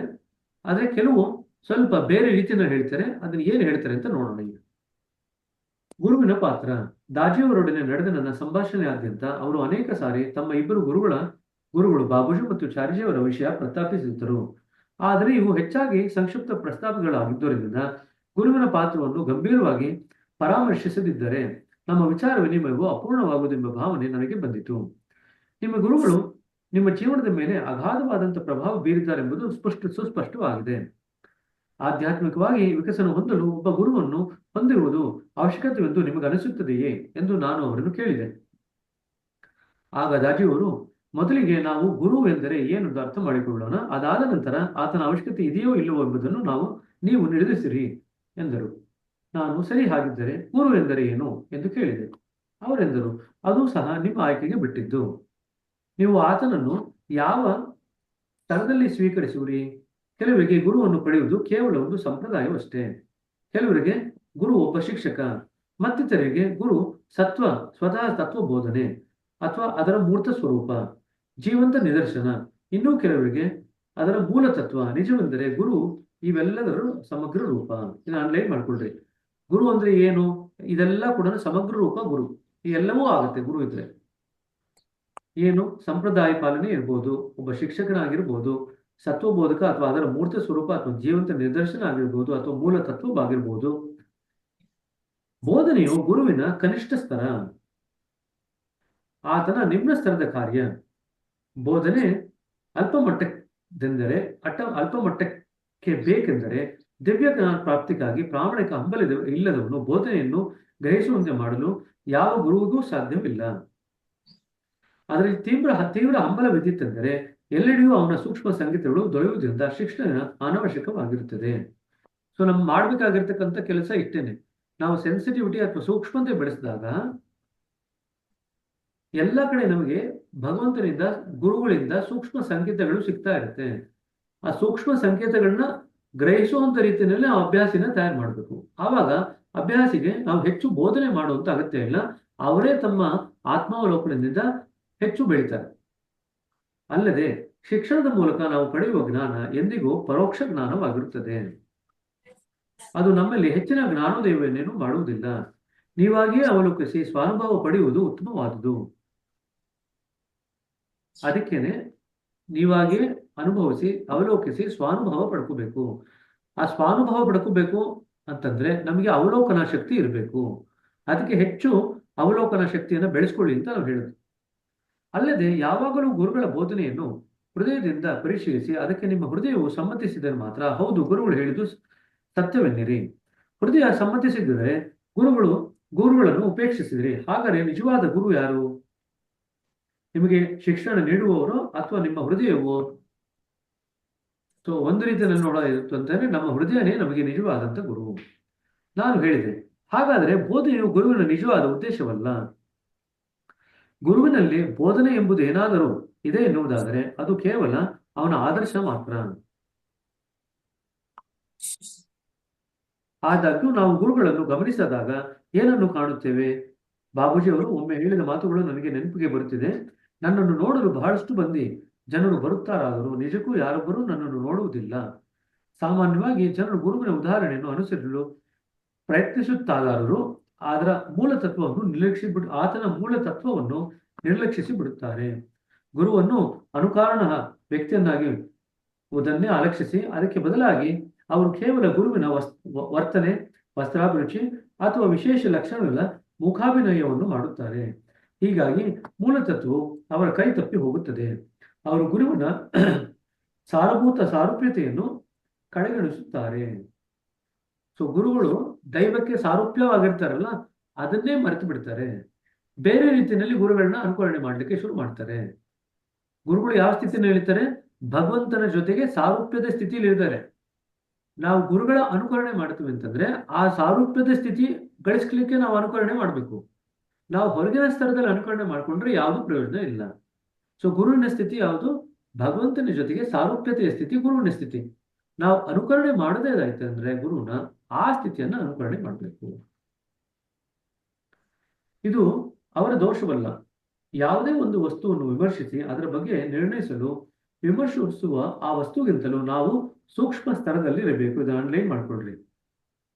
ಯಾವುದೇ ವ್ಯಕ್ತಿನ, ಯಾವುದೇ ವಸ್ತುನ ನಾವು ವಿಮರ್ಶೆ ಮಾಡ್ಲಿಕ್ಕೆ ಹೋದಾಗ ಅದಕ್ಕಿಂತ ನಾವು ಸೂಕ್ಷ್ಮ ಸ್ತರದಲ್ಲಿ ಇದ್ದಾಗ ಸರಿಯಾದಂತ ವಿಮರ್ಶೆ ಮಾಡ್ಲಿಕ್ಕೆ ಆಗತ್ತೆ. ಆ ಸ್ತರಕ್ಕೆ ನಾವು ಏರ್ಲಿಲ್ಲ ಅಂತಂದ್ರೆ ನಾವು ಸರಿಯಾದಂತ ವಿಮರ್ಶೆ ಮಾಡ್ಲಿಕ್ಕೆ ಆಗಲ್ಲ. ಆ ವಸ್ತುಗಿಂತ ಅಥವಾ ವ್ಯಕ್ತಿಗಿಂತ ಹೆಚ್ಚಿನ ಸೂಕ್ಷ್ಮ ಸ್ತರದಲ್ಲಿ ಇದ್ದಾಗ ನಾವು ಸರಿಯಾದಂತ ವಿಮರ್ಶೆ ಮಾಡ್ಲಿಕ್ಕೆ ಆಗತ್ತೆ. ಇದರಿಂದಲೇ ಗುರು ಅವಿರತವಾಗಿ ಶಿಷ್ಯನ ಗ್ರಹಣ ಶಕ್ತಿ ಮೀರಿ ಹೋಗುವನು. ಸೊ ಗುರುವಿನ ಸ್ತರ ಯಾವುದು? ಶಿಕ್ಷಣ ಸ್ಥಿತಿ ಏನಿದೆ, ನಮ್ಮ ಶಿಷ್ಯನ ಸ್ಥಿತಿ ಏನಿದೆ ಅದನ್ನು ಮೀರಿದ ಸೂಕ್ಷ್ಮದ ಸ್ಥಿತಿಯಲ್ಲಿ ಇರ್ತಾರೆ. ಹಾಗಾಗಿ ಶಿಷ್ಯನಿಗೆ ಗುರುವನ್ನ ಸರಿಯಾಗಿ ಗ್ರಹಿಸಲಿಕ್ಕೆ ಸಾಧ್ಯವಾಗಲ್ಲ. ಆತನ ಸೂಕ್ಷ್ಮ ಸ್ತರವು ನಾವು ಆತನನ್ನು ಸರಿಯಾಗಿ ಗ್ರಹಿಸದವರಲ್ಲಿ ತಡೆಯೊಡ್ಡುತ್ತದೆ. ಹೆಚ್ಚೇನೆಂದರೆ ಆತನಲ್ಲಿ ನಾವು ಸಾಂದರ್ಭಿಕವಾಗಿ ವಿವೇಕದ ಮಾತುಗಳನ್ನು ಆಡುವ ಒಬ್ಬ ನಿರ್ಮಲ ವ್ಯಕ್ತಿಯನ್ನು ಕಾಣುವೆವು. ಅತ್ಯಂತ ಸೂಕ್ಷ್ಮ ಸ್ತರದ ವಸ್ತು ಎಂದರೆ ಪರತತ್ವದ ಮಾತ್ರವೇ. ಇದನ್ನ ಅನ್ಲೈನ್ ಮಾಡ್ಕೊಳ್ರಿ. ಅತ್ಯಂತ ಸೂಕ್ಷ್ಮ ಸ್ತರದ ವಸ್ತು ಎಂದರೆ ಪರತತ್ವವು ಮಾತ್ರವೇ. ಅಲ್ಲಿಗೆ ನಾವು ಎಲ್ಲಿಗೆ ಹೋಗ್ತಾ ಇದೀವಿ? ಪರತತ್ವ ಅನ್ನೋ ಸೂಕ್ಷ್ಮಾತಿ ಸೂಕ್ಷ್ಮ ಸ್ತರಕ್ಕೆ ಹೋಗ್ತಾ ಇದೀವಿ. ಯಾವುದು ಸೂಕ್ಷ್ಮಾತಿ ಸೂಕ್ಷ್ಮ ಸ್ತರದಲ್ಲಿ ಇದೆಯೋ ಅದರ ಕಡೆಗೆ ನಾವು ಹೋಗ್ತಾ ಇದ್ದೀವಿ. ಅದನ್ನೇ ನಾವು ನಿಜ ವಸ್ತು ಅಥವಾ ಪರವಸ್ತು ಅಂತ ಹೇಳಬೇಕು. ಆದ್ದರಿಂದ ಅದನ್ನು ಗ್ರಹಿಸುವುದಾಗಲಿ ನಿರ್ಣಯಿಸುವುದಾಗಲಿ ಎಂದಿಗಾದರೂ ನಮಗೆ ಹೇಗೆ ಸಾಧ್ಯ? ಆದರೆ ಆಧ್ಯಾತ್ಮಿಕ ಸಾಧನೆ ಮೂಲಕ ನಾವು ಹೆಚ್ಚು ಸೂಕ್ಷ್ಮವಾಗುತ್ತಾ ಗುರುವಿನ ನಿಜ ಸ್ವರೂಪವನ್ನು ಹೆಚ್ಚಾಗಿ ಅರಿಯತೊಡಗುತ್ತೇವೆ. ಎಷ್ಟರ ಮಟ್ಟಿಗೆ ನಾವು ಗುರುವನ್ನು ಅರ್ಥೈಸಿಕೊಳ್ಳಬಲ್ಲೆವೋ ಆ ಹಂತದವರೆಗೆ ವಿಷಯಗಳನ್ನು ಅರಿತು ಹೋಗುತ್ತೇವೆ. ನಾವು ಈಗಾಗಲೇ ಹೇಳಿದಂತೆ ಆತನು ನಮಗೆ ಏನನ್ನಾದರೂ ಕಲಿಸುವುದು ವಿರಳ. ನಾವಾಗಿಯೇ ಸ್ವತಃ ಕಲಿಯಬೇಕಾಗಿದೆ. ಆಗ ನಾವಾಗಿಯೇ ಸ್ವತಃ ಕಲಿಬೇಕು ಅಂದ್ರೆ ನಮ್ಮಲ್ಲಿ ಏನಾಗಬೇಕು? ಸೂಕ್ಷ್ಮತೆ ಬೆಳೆಯಬೇಕು. ನಾವು ಸೂಕ್ಷ್ಮತೆ ಬೆಳೆದಂಗೆಲ್ಲ ನಾವು ಗುರುವಿನ ಪಾತ್ರ ನಮ್ಮ ಜೀವನದಲ್ಲಿ, ನಮ್ಮ ಆಧ್ಯಾತ್ಮಿಕ ಪ್ರಯಾಣದಲ್ಲಿ ಹೆಚ್ಚು ಅರ್ಥ ಮಾಡ್ಕೊಳ್ತಾ ಹೋಗ್ತೀವಿ. ನಾವು ಸೂಕ್ಷ್ಮತೆ ಬೆಳೆಸ್ಕೊಳ್ಳಿಲ್ಲ ಅಂದ್ರೆ ಗುರುವಿನ ಪಾತ್ರನ ಅರ್ಥೈಸ್ಕೊಳ್ಳಿಕ್ಕೆ ಸಾಧ್ಯವಿಲ್ಲ. ಗುರುವಿನ ಪಾತ್ರನ ಸರಿಯಾಗಿ ಅರ್ಥೈಸ್ಕೊಳ್ಳಿಕ್ಕೆ ಸಾಧ್ಯವಿಲ್ಲ ಅಂದ್ರೆ ಗುರುವಿನಿಂದ ಅಷ್ಟು ನೆರವನ್ನೂ ಕೂಡ ಪಡ್ಕೊಳ್ಳಿಕ್ಕೆ ಸಾಧ್ಯವಿಲ್ಲ. ಸರಿನಾ? ಅಲ್ಲಿಗೆ ಧ್ಯಾನ ಮಾಡ್ತಾ ಮಾಡ್ತಾ ನಾವೇನ್ ಬೆಳೆಸ್ಕೋಬೇಕು? ಸೂಕ್ಷ್ಮತೆ ಬೆಳೆಸ್ಕೋಬೇಕು. ಪ್ರಾರ್ಥನೆ ನಮ್ಗೆ ಏನ್ ಮಾಡುತ್ತೆ? ಸೂಕ್ಷ್ಮತೆ ಬೆಳೆಸ್ಕೊಳ್ಳಿಕ್ಕೆ, ಪ್ರಜ್ಞೆ ವಿಸ್ತಾರ ಆಗ್ಲಿಕ್ಕೆ ನಮಗೆ ಸಹಾಯ ಮಾಡುತ್ತೆ. ಪ್ರಜ್ಞೆ ವಿಸ್ತಾರ ಆಯ್ತು ಅಂತಂದ್ರೆ ಸೂಕ್ಷ್ಮತೆ ಬೆಳಿಲಿಕ್ಕೆ ಅವಕಾಶ ಮಾಡುತ್ತೆ. ನಾವು ಪುಸ್ತಕ ಓದಿ ಅದನ್ನ ಅವಲೋಕನ ಮಾಡ್ಕೊಂಡ್ರೆ ಏನಾಗುತ್ತೆ? ನಮಗೆ ಸೂಕ್ಷ್ಮತೆ ಬೆಳೆಯುತ್ತೆ. ನೋಡಿ, ಎಷ್ಟು ನಾವು ಸೂಕ್ಷ್ಮತೆ ಬೆಳೆಸ್ಕೊಳ್ಳಿಕ್ಕೆ ಒತ್ತು ಕೊಡ್ತೀವೋ ಅಷ್ಟೇ ನಾವು ಗುರುವಿನ ಪಾತ್ರದ ಬಗ್ಗೆ ಕೂಡ ಸರಿಯಾಗಿ ಅರ್ಥೈಸ್ಕೊಳ್ತೀವಿ. ಜೊತೆಯಾಗಿ ಪರತತ್ವದ ಹತ್ತಿರಕ್ಕೆ ಕೂಡ ನಾವು ಹೋಗ್ಲಿಕ್ಕೆ ಸಾಧ್ಯವಾಗುತ್ತೆ. ಸೂಕ್ಷ್ಮತೆ ಬೆಳೆಸ್ಕೊಳ್ಳಿಲ್ಲ ಅಂತಂದ್ರೆ ಇದೆರಡೂ ಕೂಡ ಆಗಲ್ಲ. ವಾಸ್ತವವಾಗಿ ಗುರು ಏನನ್ನು ಮಾಡುವುದಿಲ್ಲ, ಹಾಗೂ ಆತನಿಗೆ ಮಾಡುವ ಅವಶ್ಯಕತೆಯೂ ಇಲ್ಲ. ಸೂರ್ಯನ ಸನ್ನಿಧಿಯಲ್ಲಿ ರಾತ್ರಿ ಇರಲು ಸಾಧ್ಯವೇ? ಸೂರ್ಯನು ಉದಯಿಸಿದಾಗ ಕತ್ತಲೆ ತಾನಾಗೇ ಹಿಮ್ಮೆಟ್ಟುತ್ತದೆ. ಕತ್ತಲೆಯನ್ನು ಹಿಂದೋಡಿಸಲು ಸೂರ್ಯನು ಏನನ್ನೂ ಮಾಡುವುದಿಲ್ಲ. ತನ್ನ ಸಹಜ ಸ್ಥಿತಿಯಲ್ಲಿರುವುದೇ ಆತನ ಸ್ವಭಾವ. ಅಂತೆಯೇ ಗುರು ಕೂಡ ಸಹ. ಗುರು ಎಂಬ ಪದದ ಅರ್ಥವೇ ಅಂಧಕಾರವನ್ನು ಹೋಗಲಾಡಿಸುವವನು ಎಂದು. ಆದರೆ ಸೂರ್ಯನಂತೆ ಗುರು ಸಹ ಅಂಧಕಾರವನ್ನು ಹೋಗಲಾಡಿಸಲು ಏನನ್ನೂ ಮಾಡುವುದಿಲ್ಲ. ಆತನು ಕೇವಲ ತನ್ನ ಸಹಜ ಸ್ಥಿತಿಯಲ್ಲಿ ಇರುತ್ತಾನೆ. ಸೂರ್ಯರಶ್ಮಿ ತಾಕುತ್ತಿದ್ದಂತೆಯೇ ಮಗು ನಿಧಾನವಾಗಿ ಅರಳಲು ಪ್ರಾರಂಭಿಸುತ್ತದೆ. ಆ ಅರಳುವಿಕೆಗಾಗಿ ಸೂರ್ಯನು ನಿಜಕ್ಕೂ ಏನಾದರೂ ಪ್ರಯಾಸ ಮಾಡಿದರೇನು ಅಥವಾ ಮಗು ಮಾಡಿದೇನು? ಅದೊಂದು ಸಹಜ ಕ್ರಿಯೆ ಅಷ್ಟೇ. ಸೂರ್ಯ ತನ್ಪಾಡಿ ತಾನು ಉದಯ ಆಗ್ತಾನೆ, ಮಗು ತನ್ಪಾಡಿ ತಾನು ಅರಳುತ್ತೆ. ಸೂರ್ಯ ಏನು ಮಾಡಲ್ಲ ಮಗು ಮೇಲೆ, ಮಗು ಏನು ಮಾಡಲ್ಲ, ಸಹಜವಾಗಿ ಅದು ಅರಳುತ್ತೆ. ಅಂತೆಯೇ ಗುರು ಸಹ ಏನನ್ನು ಮಾಡುವುದಿಲ್ಲ. ಆತನ ಉಪಸ್ಥಿತಿ ಎಲ್ಲವನ್ನು ಮಾಡುತ್ತದೆ. ಇದನ್ನ ಅಂಡರ್ಲೈನ್ ಮಾಡ್ಕೊಳ್ರಿ. ಗುರು ಏನನ್ನೂ ಮಾಡಲ್ಲ, ಆದರೆ ಆತನ ಉಪಸ್ಥಿತಿಯೇ ಎಲ್ಲವನ್ನು ಮಾಡುತ್ತದೆ. ಆದರೆ ಉತ್ಕಾಂಕ್ಷೆಯ ಹೃದಯ ಅರಳಲು ಸಿದ್ಧವಾದಾಗ ಮಾತ್ರ ಆತನ ಉಪಸ್ಥಿತಿ ಕಾರ್ಯವಹಿಸಬಲ್ಲದು. ನಮ್ಮ ಹೃದಯ ಅರಳಿಕೆ ಶುರು ಆಗಿದ್ರೆ ಮಾತ್ರ, ಅರಳಬೇಕು ಅಂತ ಹಂಬಲ ಬೆಳೆಸ್ಕೊಂಡಿದ್ರೆ ಮಾತ್ರ ಗುರುಗಳ ಉಪಸ್ಥಿತಿ ನಮ್ಮ ಮೇಲೆ ಕೆಲಸ ಮಾಡುತ್ತೆ. ಇಲ್ಲದರೆ ಕೆಲಸ ಮಾಡಲ್ಲ. ಬಲಪ್ರಯೋಗದಿಂದ ಮೊಗ್ಗನ್ನು ಅಳಿಸುವ ಪ್ರಯತ್ನ ಕೇವಲ ಮೊಗ್ಗನ್ನು ನಾಶಗೊಳಿಸುತ್ತದೆ. ಗುರು ತಾನಾಗೆ ನಮ್ಮ ಮೇಲೆ ಕೆಲಸ ಮಾಡುವುದಾದರೆ ಅದು ಒತ್ತಾಯಪೂರ್ವಕವೆನಿಸಿ ಹಾನಿಕಾರಕವಾಗುವುದು. ಆದ್ದರಿಂದ ಗುರು ಅದರಲ್ಲಿ ತೊಡಗುವುದಿಲ್ಲ. ಒಬ್ಬ ಗುರು ಆದವನು ಯಾವುದನ್ನು ಒತ್ತಾಯಪೂರ್ವಕವಾಗಿ ಮಾಡ್ಲಿಕ್ಕೆ ಹೇಳಲ್ಲ, ಸೂಚನೆ ಕೊಡ್ತಾರಷ್ಟೇ. ಮಾಡ್ತೀವೋ ಬಿಡ್ತೀವೋ ಅದು ನಮಗೆ ಬಿಟ್ಟಿದ್ದು. ಆಗ ಗುರು, ಆಗ ನಾನು. ಆದರೆ ಗುರುಗಳು ನಮ್ಮನ್ನು ಶುದ್ಧೀಕರಿಸಿ ಪ್ರಾಣಹುತಿಯನ್ನು ನೀಡುವವರಲ್ಲ ಎಂದೆ. ಅದಕ್ಕೆ ದಾಜಿಯವರು, ಇಲ್ಲ, ಗುರುಗಳ ಉಪಸ್ಥಿತಿಯ ಮಾತ್ರದಿಂದಲೇ ನಾವು ಶುದ್ಧರಾಗುತ್ತೇವೆ. ಆತನ ಉಪಸ್ಥಿತಿಯಿಂದಲೇ ನಾವು ಪ್ರಾಣಹುತಿಯನ್ನು ಪಡೆಯುತ್ತೇವೆ. ಗುರುಗಳು ನಿಜಕ್ಕೂ ಏನನ್ನೂ ಮಾಡುವುದಿಲ್ಲ. ಆದರೆ ಅವರ ತಮ್ಮ ಪ್ರಸ್ತುತ ಸ್ಥಿತಿಯನ್ನು ತಲುಪಲು ನಾವು ನಮ್ಮ ಪರಿವರ್ತನೆಗೆ ಶ್ರಮಿಸಬೇಕಾದ ರೀತಿಯಲ್ಲೇ ಸ್ವತಃ ಅಗಾಧ ಶ್ರಮವಹಿಸಿ ಸಾಧನೆ ಮಾಡಬೇಕಾಗುತ್ತದೆ. ಗುರು ಮೊದಲು ಸಾಧನೆ ಮಾಡಬೇಕಾಗತ್ತೆ. ಅವರು ಸಾಧನೆ ಮಾಡಿ ಒಂದು ಸ್ಥಿತಿ ತಲುಪಿದ ಮೇಲೆ ಎಲ್ಲ ಕೆಲಸ ತನಗೆ ತಾನಾಗಿ ಆಗುತ್ತೆ. ನಮ್ಮ ಸಾಧನೆ ಅನಿವಾರ್ಯ. ಗುರುಗಳು ಅಭ್ಯಾಸಿಗಳಾಗಿದ್ದಾಗ ಸಾಧನೆ ಮಾಡಿರ್ತಾರೆ, ಇದನ್ನ ಮರಿಬಾರದು. ಸಾಧನೆಯ ಮೂಲಕ ನಮ್ಮ ಹೃದಯವು ಗುರುಗಳ ಸಕಲ ಸಂಪತ್ತನ್ನು ಆಕರ್ಷಿಸುವಂತೆ ಅದನ್ನು ಸಿದ್ಧಗೊಳಿಸಿದವು. ಅದಕ್ಕಾಗಿಯೇ ನಾವು ಪ್ರತಿನಿತ್ಯವೂ ಧ್ಯಾನ, ಶುದ್ಧೀಕರಣ ಮತ್ತು ಪ್ರಾರ್ಥನೆಯಲ್ಲಿ ತೊಡಗುವು. ನಮ್ಮ ಸಾಧನೆಯ ವಿನ ನಮ್ಮ ಜೀವನದಲ್ಲಿ ಗುರುಗಳ ಉಪಸ್ಥಿತಿ ವ್ಯರ್ಥವಾಗುತ್ತದೆ. ಗುರುಗಳಿಂದ ನಾವು ಪ್ರಯೋಜನ ಪಡ್ಕೋಬೇಕು ಅಂತಂದ್ರೆ ನಾವು ಸಾಧನೆ ಮಾಡಿದ್ರೆ ಮಾತ್ರ ನಮ್ಗೆ ಗುರುಗಳಿಂದ ಲಾಭ ಆಗುತ್ತೆ, ಇಲ್ಲದೆ ಏನು ಲಾಭವಾಗಲ್ಲ. ನಾವು ಇದೆಲ್ಲ ಯಾಕೆ ಮಾಡ್ತೀವಿ? ಗುರುಗಳ ಆಂತರಿಕ ಆಸ್ತಿ ಏನಿದೆ, ಆಧ್ಯಾತ್ಮಿಕ ಆಸ್ತಿ, ಅದು ನಮ್ಮಲ್ಲಿ ಕರಗತ ಆಗ್ಬೇಕು ಅನ್ನೋ, ಅವರಿಂದ ನಾವು ಅದನ್ನ ಗ್ರಹಿಸ್ಕೋಬೇಕು ಅನ್ನೋ ಕಾರಣಕ್ಕೋಸ್ಕರ ನಾವು ನಮ್ಮ ಅಭ್ಯಾಸವನ್ನು ಮಾಡ್ತೀವಿ. ಅಂದರೆ ನಮ್ಮ ವೈಯಕ್ತಿಕ ಸಾಧನೆಯು ಪರಿವರ್ತಕದಂತೆ ಕಾರ್ಯನಿರ್ವಹಿಸುವುದು. ನಾನೆಂದೆ ದಾಜಿಯವರು, ಹೌದು, ಸಾಧನೆ ಅತ್ಯವಶ್ಯಕ. ನೀವು ಪ್ರತಿದಿನವೂ ಗುರುಗಳನ್ನು ಭೇಟಿ ಮಾಡಿ ಅವರೊಡನೆ ಭೋಜನವನ್ನು ಮಾಡಿ ಆಪ್ತರಾಗಿ ಕಾಲ ಕಳೆದರೂ ಸಹ ನಿಮ್ಮ ಹೃದಯ ಸಿದ್ಧವಾಗಲಿದ್ದರೆ ನಿಮಗೆ ಅದರಿಂದ ಕಿಂಚಿತ್ತೂ ಸಹಾಯವಾಗುವುದಿಲ್ಲ. ಅದೇ ನಿಮ್ಮ ಹೃದಯವು ಸಿದ್ಧವಾಗಿದ್ದರೆ ನೀವು ಗುರುಗಳನ್ನು ಆಗಾಗ್ಗೆ ಭೇಟಿಯಾಗುವ ಅವಶ್ಯಕತೆಯಾದರೂ ಏನು? ಗುರುಗಳು ದೂರದಿಂದಲೇ ಕೆಲಸ ಮಾಡುವರು. ಆತನು ಏನನ್ನೂ ಮಾಡುವುದಿಲ್ಲವೆನ್ನುವುದು ನಿಜವಾದರೂ ಕೆಲಸವು ಆತನ ಮುಖಾಂತರವೇ ನಡೆಯುತ್ತದೆ. ಗುರು ಕೂಡ ಒಂದು ಮೀಡಿಯಂ. ಆ ಕಾರ್ಯಸಾಧನೆಗೆ ನೀವು ಗುರುವಿನ ಭೌತಿಕ ಸಾನ್ನಿಧ್ಯದಲ್ಲಿ ಇರಬೇಕಾದ ಅವಶ್ಯಕತೆ ಏನಿಲ್ಲ. ಅದು ಕೇವಲ ನಾವು ನಮ್ಮ ಮನಸ್ಸಿನಲ್ಲಿ ರಚಿಸಿಕೊಳ್ಳುವ ಪರಿಮಿತಿ ಅಷ್ಟೇ. ಗುರುಗಳ ಫಿಸಿಕಲ್ ಪ್ರೆಸೆನ್ಸ್ಗೆ ಗುರುಗಳು ಎಲ್ಲಿ ಹೋಗ್ತಾರೆ, ಅವರಿಂದ ಓಡೋಗ್ತಾರಲ್ಲ, ಅದನ್ನೆಲ್ಲ ಏನು ಮಾಡುವಂತ ಅಗತ್ಯ ಇಲ್ಲ. ನಮ್ಮ ಹೃದಯ ತೆರೆದಿತ್ತು ಅಂತಂದ್ರೆ ಗುರುಗಳ ಕೆಲಸ ತನಗ್ತಾನಾಗೆ ಆಗ್ತಾ ಇರುತ್ತೆ. ಗುರುಗಳ ಭೌತಿಕ ಸಾನ್ನಿಧ್ಯದಲ್ಲಿ ಇರ್ಬೇಕು ಅಂತ ನಾವೇನು ಅನ್ಕೊಳ್ತೀವಲ್ಲ, ಅದು ನಮ್ಮ ಮನಸ್ಸಿನ ಪರಿಮಿತಿ ಅಷ್ಟೇ. ಗುರುವಿಗೆ ನಿಮ್ಮ ಹೆಸರಿನ ಅರಿವಾಗಲಿ ನಿಮ್ಮ ಮುಖ ಪರಿಚಯವಾಗಲಿ ಅನವಶ್ಯಕ. ಅಂತಹ ಪ್ರಜ್ಞಾಪೂರ್ವಕ ಜ್ಞಾನವು ಆತನ ಕಾರ್ಯಕ್ಕೆ ಪೂರ್ಣತಃ ಅನವಶ್ಯಕ. ಗುರುವಿನ ಆಧ್ಯಾತ್ಮಿಕ ಕಾರ್ಯವು ಆತನ ಹೃದಯದಿಂದಲೇ ಸಹಜವಾಗಿಯೇ ಹೊರಹೊಮ್ಮುವುದರಿಂದ ತಾನು ನಿಮ್ಮ ಮೇಲೆ ಕಾರ್ಯ ಮಾಡುತ್ತಿರುವನೆಂಬುದು ಅರಿವು ಸಹ ಆತನಿಗೆ ಇರಬೇಕಾದ ಅವಶ್ಯಕತೆ ಇಲ್ಲ. ಗುರುವು ನಿಮ್ಮ ಹೃದಯದ ಮೊರೆಗೆ ಸ್ಪಷ್ಟಿ ನೀಡಿರುವ ಪ್ರತ್ಯುತ್ತರವಷ್ಟೇ. ಗುರುವು ನಿಮ್ಮ ಹೃದಯದ ಮೊರೆಗೆ ಸ್ಪಷ್ಟಿ ನೀಡಿರುವ ಪ್ರತ್ಯುತ್ತರವಷ್ಟೇ. ಹೀಗಾಗಿ ಗುರು ಮತ್ತು ಆಕಾಂಕ್ಷೆಯ ಸಂಬಂಧವು ಹೃದಯಾಂತರಾಳದಲ್ಲಿ ಗೌಪ್ಯತೆಯಲ್ಲಿ ವ್ಯಾಪಿಸಿ ಪ್ರಭಾವ ಬೀರುವ ಒಂದು ಆಂತರಿಕ ಸಂಬಂಧವೂ ಆಗಿದೆ. ಹೀಗಾಗಿ ಗುರು ಮತ್ತು ಆಕಾಂಕ್ಷೆಯ ಸಂಬಂಧವು ಹೃದಯಾಂತರಾಳದ ಗೌಪ್ಯತೆಯಲ್ಲಿ ವ್ಯಾಪಿಸಿ ಪ್ರಭಾವ ಬೀರುವ ಒಂದು ಆಂತರಿಕ ಸಂಬಂಧವೂ ಆಗಿದೆ. ಗುರುವಿನೊಡನೆ ನಮ್ಮ ವೈಯಕ್ತಿಕ ಒಡನಾಟ ಎಷ್ಟರ ಮಟ್ಟಿಗೆ ಇರಬೇಕು ಎಂದು ನಾನು ಪ್ರಶ್ನಿಸಿದೆ. ದಾಜಿಯವರು ಉತ್ತರಿಸಿದರು, ಈ ಸಂಬಂಧವು ಶಾರೀರಿಕ ಸ್ತರದಲ್ಲಿ ಪ್ರಕಟಗೊಳ್ಳುವ ಅವಶ್ಯಕತೆಯೇ ಇಲ್ಲ. ಆದರೂ ನಿಮ್ಮ ಜೀವಮಾನದಲ್ಲಿ ಒಮ್ಮೆಯಾದರೂ ನೀವು ಗುರುವಿನ ಭೇಟಿಯಾಗುವುದು ಒಳ್ಳೆಯದು. ಭೇಟಿಯ ಅರ್ಥ ನೀವು ಆತನ ಕೈ ಕುಲುಕಿ ಆತನೊಡನೆ ಸಂಭಾಷಿಸಬೇಕೆಂದಲ್ಲ, ಆದರೆ ಒಮ್ಮೆ ಆತನ ಸಾನ್ನಿಧ್ಯದಲ್ಲಿರಿ. ಆ ಘಳಿಗೆಯಲ್ಲಿ ನಿಮ್ಮ ಮನೋವೃತ್ತಿ ಸೂಕ್ಷ್ಮವಾಗಿದ್ದು ನೀವು ಸಂವೇದನಾಶೀಲರಾಗಿದ್ದರೆ ವಿಶೇಷವಾದದ್ದೇನೋ ಘಟಿಸುತ್ತದೆ. ಆ ಸಮಯದಲ್ಲಿ ನಮ್ಮ ಮನೋವೃತ್ತಿ ಸೂಕ್ಷ್ಮವಾಗಿದ್ದು ಸಂವೇದನಾಶೀಲರಾಗಿದ್ದರೆ ಏನೋ ಒಂದು ಸ್ಪೆಷಲ್ ಆಗುತ್ತೆ. ಏನಾಗುತ್ತೆ? ನಿಮ್ಮ ಅಖಂಡ ಆಧ್ಯಾತ್ಮಿಕ ಯಾತ್ರೆಯ ನಕ್ಷೆ ಸಿದ್ಧವಾಗುತ್ತದೆ. ಇದಾಗತ್ತೆ ಗುರುವಿನ ಉಪಸ್ಥಿತಿಯಲ್ಲಿ. ಏನಾಗುತ್ತೆ? ನಮ್ಮ ಅಖಂಡ ಆಧ್ಯಾತ್ಮಿಕ ಯಾತ್ರೆಯ ನಕ್ಷೆ ಸಿದ್ಧವಾಗುತ್ತದೆ. ತದನಂತರದ ಭೇಟಿಗಳು ಕೇವಲ ಪ್ರೇರಣಾತ್ಮಕವಷ್ಟೇ. ಹೆಚ್ಚಾಗಿ ಭಾರತದಲ್ಲಿ ನಮಗೆ ಕಂಡು ಬರುವ ಸದಾ ಗುರುಗಳ ಹಿಂದೆ ಮುಂದೆ ಸುತ್ತಾಡುವ ಪರಿಪಾಠ ಅನಾವಶ್ಯಕ. ಬಹಳಷ್ಟು ಜನರು ಮಾಡುವಂತೆ ನಾವು ಎಂದೂ ಗುರುಗಳನ್ನು ಪೂಜಿಸಬಾರದು. ಅಂತಹವರು ಗುರುಗಳ ಭೌತಿಕ ಶರೀರದ ಪರತತ್ವದ ಆಕಾರವಿದೆ ಎಂದು ನಂಬಿರುವರು. ಆತನ ಶರೀರದಲ್ಲಿ ಆ ಪರತತ್ವದ ಮೂಲವಿಲ್ಲ. ಅಂಡರ್ಲೈನ್ ಮಾಡಿಕೊಳ್ಳ್ರಿ. ಆತನ ಶರೀರದಲ್ಲಿ ಆ ಪರತತ್ವದ ಮೂಲವಿಲ್ಲ.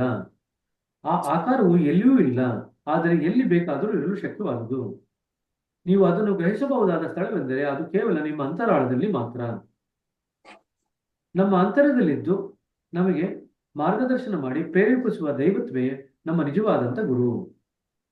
ನಮ್ಮ ಆಂತರ್ಯದಲ್ಲಿದ್ದು ನಮಗೆ ಮಾರ್ಗದರ್ಶನ ಮಾಡಿ ಪ್ರೇರೇಪಿಸುವ ದೈವತ್ವವೇ ನಮ್ಮ ನಿಜವಾದ ಗುರುವಾಗಿದ್ದು ಆ ಗುರುವಿನಿಗೆ ನಮ್ಮನ್ನು ಕರೆದೊಯ್ಯುವುದೇ ಭೌತಿಕ ಗುರುವಿನ ಪಾತ್ರ. ಒಂದು ನಿಮಿಷ.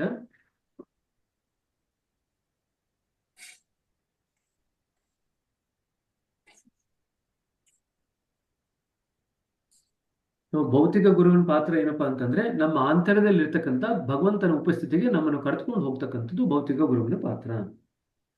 ನಮ್ಮ ಹೃದಯದಲ್ಲಿ ಇರ್ತಕ್ಕಂಥ ದೈವತ್ವವೇ ನಮ್ಮ ನಿಜವಾದಂಥ ಗುರು. ಭೌತಿಕ ಗುರು ಏನ್ ಮಾಡ್ತಾರೆ? ಹೊರಗಿನ ಗುರು ನಮಗೆ ಆ ಒಳಗಿನ ಗುರು ಜೊತೆಗೆ ಸಂಬಂಧವನ್ನು ಏರ್ಪಾಡು ಮಾಡಲಿಕ್ಕೆ ಸಹಾಯ ಮಾಡ್ತಾರೆ. ಅಂತಹ ಗುರು ಭೌತಿಕ ಶರೀರದಲ್ಲಿ ಜೀವಂತವಾಗಿರಲೇಬೇಕಾದ್ದು ಅನಿವಾರ್ಯ.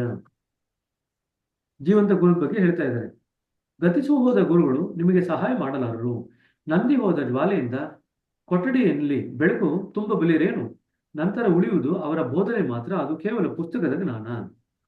ನಾನು ಹೇಳಿದೆ, ಆದ್ದರಿಂದ ನಮಗೆ ಜೀವಂತ ಮಾದರಿಯ ಅವಶ್ಯಕತೆಯೇ ಇದೆ. ದಾಜಿಯವರೆಂದರು, ನಮಗೆ ಮಾದರಿಯ ಅವಶ್ಯಕತೆಯೂ ಇಲ್ಲ. ನೀವು ಆಗಾಗ್ಗೆ ಆತನನ್ನು ಭೇಟಿಯಾಗದಿದ್ದರೆ ಆತನ ಆದರ್ಶವು ಹೇಗೆ ಉಪಯುಕ್ತವಾಗಬಲ್ಲದು? ನಮಗೆ ನಿಜವಾಗಿ ಅವಶ್ಯಕತೆ ಇರುವುದೆಂದರೆ ಆತನ ಪ್ರಾಣಹುತಿ ರೂಪದಲ್ಲಿ ನಮ್ಮ ಹೃದಯಗಳಿಗೆ ಪ್ರವೇಶಿಸುವ ಆಸಕ್ತ. ನಮ್ಮ ಗುರುವಿನಿಂದ ಏನ್ ಬೇಕಂತಂದ್ರೆ ಪ್ರಾಣಹುತಿ ಮುಖಾಂತರ ನಮ್ಮ ಹೃದಯಗಳಿಗೆ ಏನ್ ಬರುತ್ತಲ್ವಾ ಸತ್ವ, ಅದು ನಿಜವಾದಂತ ನೆರವು ಗುರುವಿನಿಂದ. ಮೂಲವು ಎಲ್ಲೆಡೆಯಲ್ಲೂ ಇರುವುದರಿಂದ ಅದರ ಸತ್ವವು ಎಲ್ಲೆಡೆಯಲ್ಲೂ ಇದೆ ಎನ್ನುವುದು ಸತ್ಯ. ಆದರೆ ಅದರ ಸತ್ವವನ್ನು ಸಾರವನ್ನು ಸಂಗ್ರಹಿಸಿ ಅದನ್ನು ನಮ್ಮ ಹೃದಯಗಳ ಮೇಲೆ ಕೇಂದ್ರೀಕರಿಸುವಂತಹ ಜೀವಂತ ಗುರುವಿಲ್ಲದಿದ್ದರೆ ನಾವು ಅದನ್ನು ಗ್ರಹಿಸಲಾಗದೆ ವಿಸ್ತೃತರಾಗುತ್ತೇವೆ. ಗುರು ಏನ್ ಮಾಡ್ತಾರೆ? ಪ್ರಾಣಹುತಿ ಎಲ್ಲ ಕಡೆನೂ ಇದೆ, ಅದನ್ನ ಸಂಗ್ರಹಿಸಿ ಅದನ್ನ ನಮ್ಮ ಹೃದಯಗಳ ಮೇಲೆ ಕೇಂದ್ರೀಕರಿಸ್ತಾರೆ. ಅದರಿಂದ ನಮಗೆ ಲಾಭ ಆಗುತ್ತೆ. ಅದರ ಪ್ರಯೋಜನ ಪಡೆದುಕೊಳ್ಳಲಾರದೆ ಸಹಾಯದಿಂದ ವಂಚಿತರಾಗುವ ಕಾರಣ ನಾವು ನಿರಂತರವಾಗಿ ಶ್ರಮಿಸಬೇಕಾಗುತ್ತದೆ. ಪ್ರಾಣಹುತಿ ಇಲ್ಲದೆ ಇದ್ರೆ ನಾವು ಹೆಚ್ಚು ಶ್ರಮ ಪಡಬೇಕಾಗತ್ತೆ. ಮತ್ತೊಬ್ಬರ ಸಹಾಯವಿಲ್ಲದೆ ಸ್ವಪ್ರಯತ್ನದಿಂದಲೇ ನಾವು ಸ್ವಂತಿಕೆಯ ನಮ್ಮ ಇತಿಮಿತಿಗಳನ್ನು ಮೀರಿ ಹೋಗುವುದು ನಮಗೆ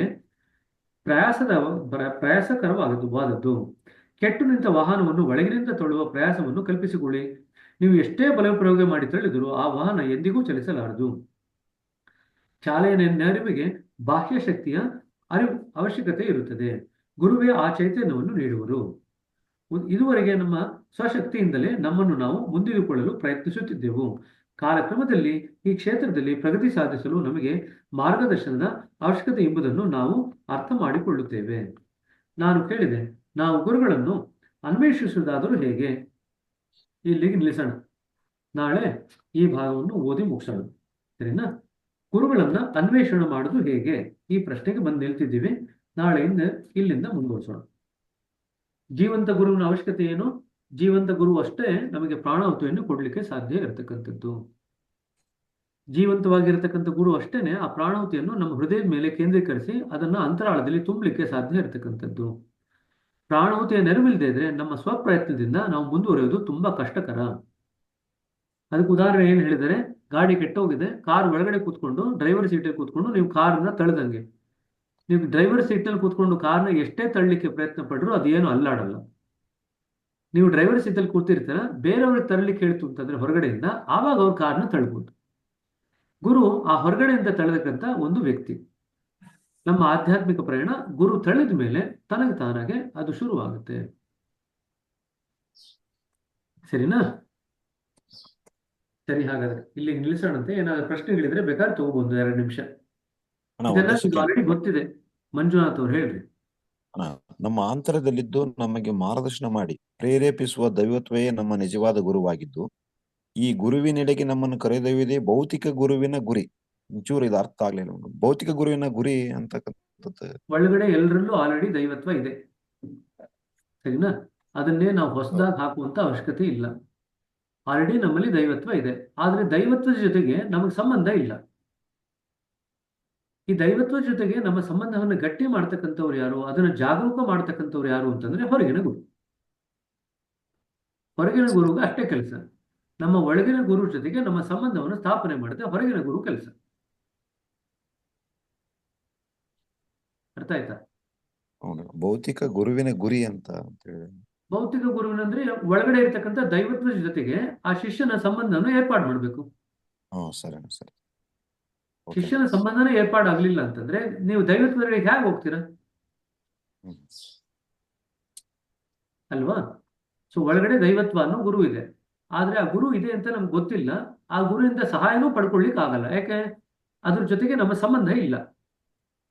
ಹೊರಗಿನ ಗುರು ಏನ್ ಮಾಡ್ತಾನೆ?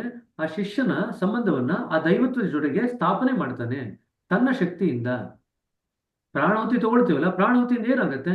ನಾವು ದೈವತ್ವದ ಎಡೆಗೆ ಹೋಗ್ಲಿಕ್ಕೆ ಸಾಧ್ಯವಾಗುತ್ತೆ, ದೈವತ್ವವನ್ನು ಗ್ರಹಿಸ್ಲಿಕ್ಕೆ ಸಾಧ್ಯವಾಗುತ್ತೆ. ಹಾಗಾದ್ರೆ ಹೊರಗಡೆ ಇರ್ತಕ್ಕಂಥ ಗುರು ಏನ್ ಮಾಡ್ತಿದ್ದಾರೆ? ಆ ಒಳಗಡೆ ಇರ್ತಕ್ಕಂಥ ದೈವತ್ವದ ಜೊತೆಗೆ ನಮ್ಮ ಸಂಬಂಧವನ್ನ ಪುನರ್ಸ್ಥಾಪನೆ ಮಾಡ್ತಾ ಇದ್ದಾರೆ, ಅದನ್ನ ಜಾಗೃತ ಮಾಡ್ತಾ ಇದ್ದಾರೆ.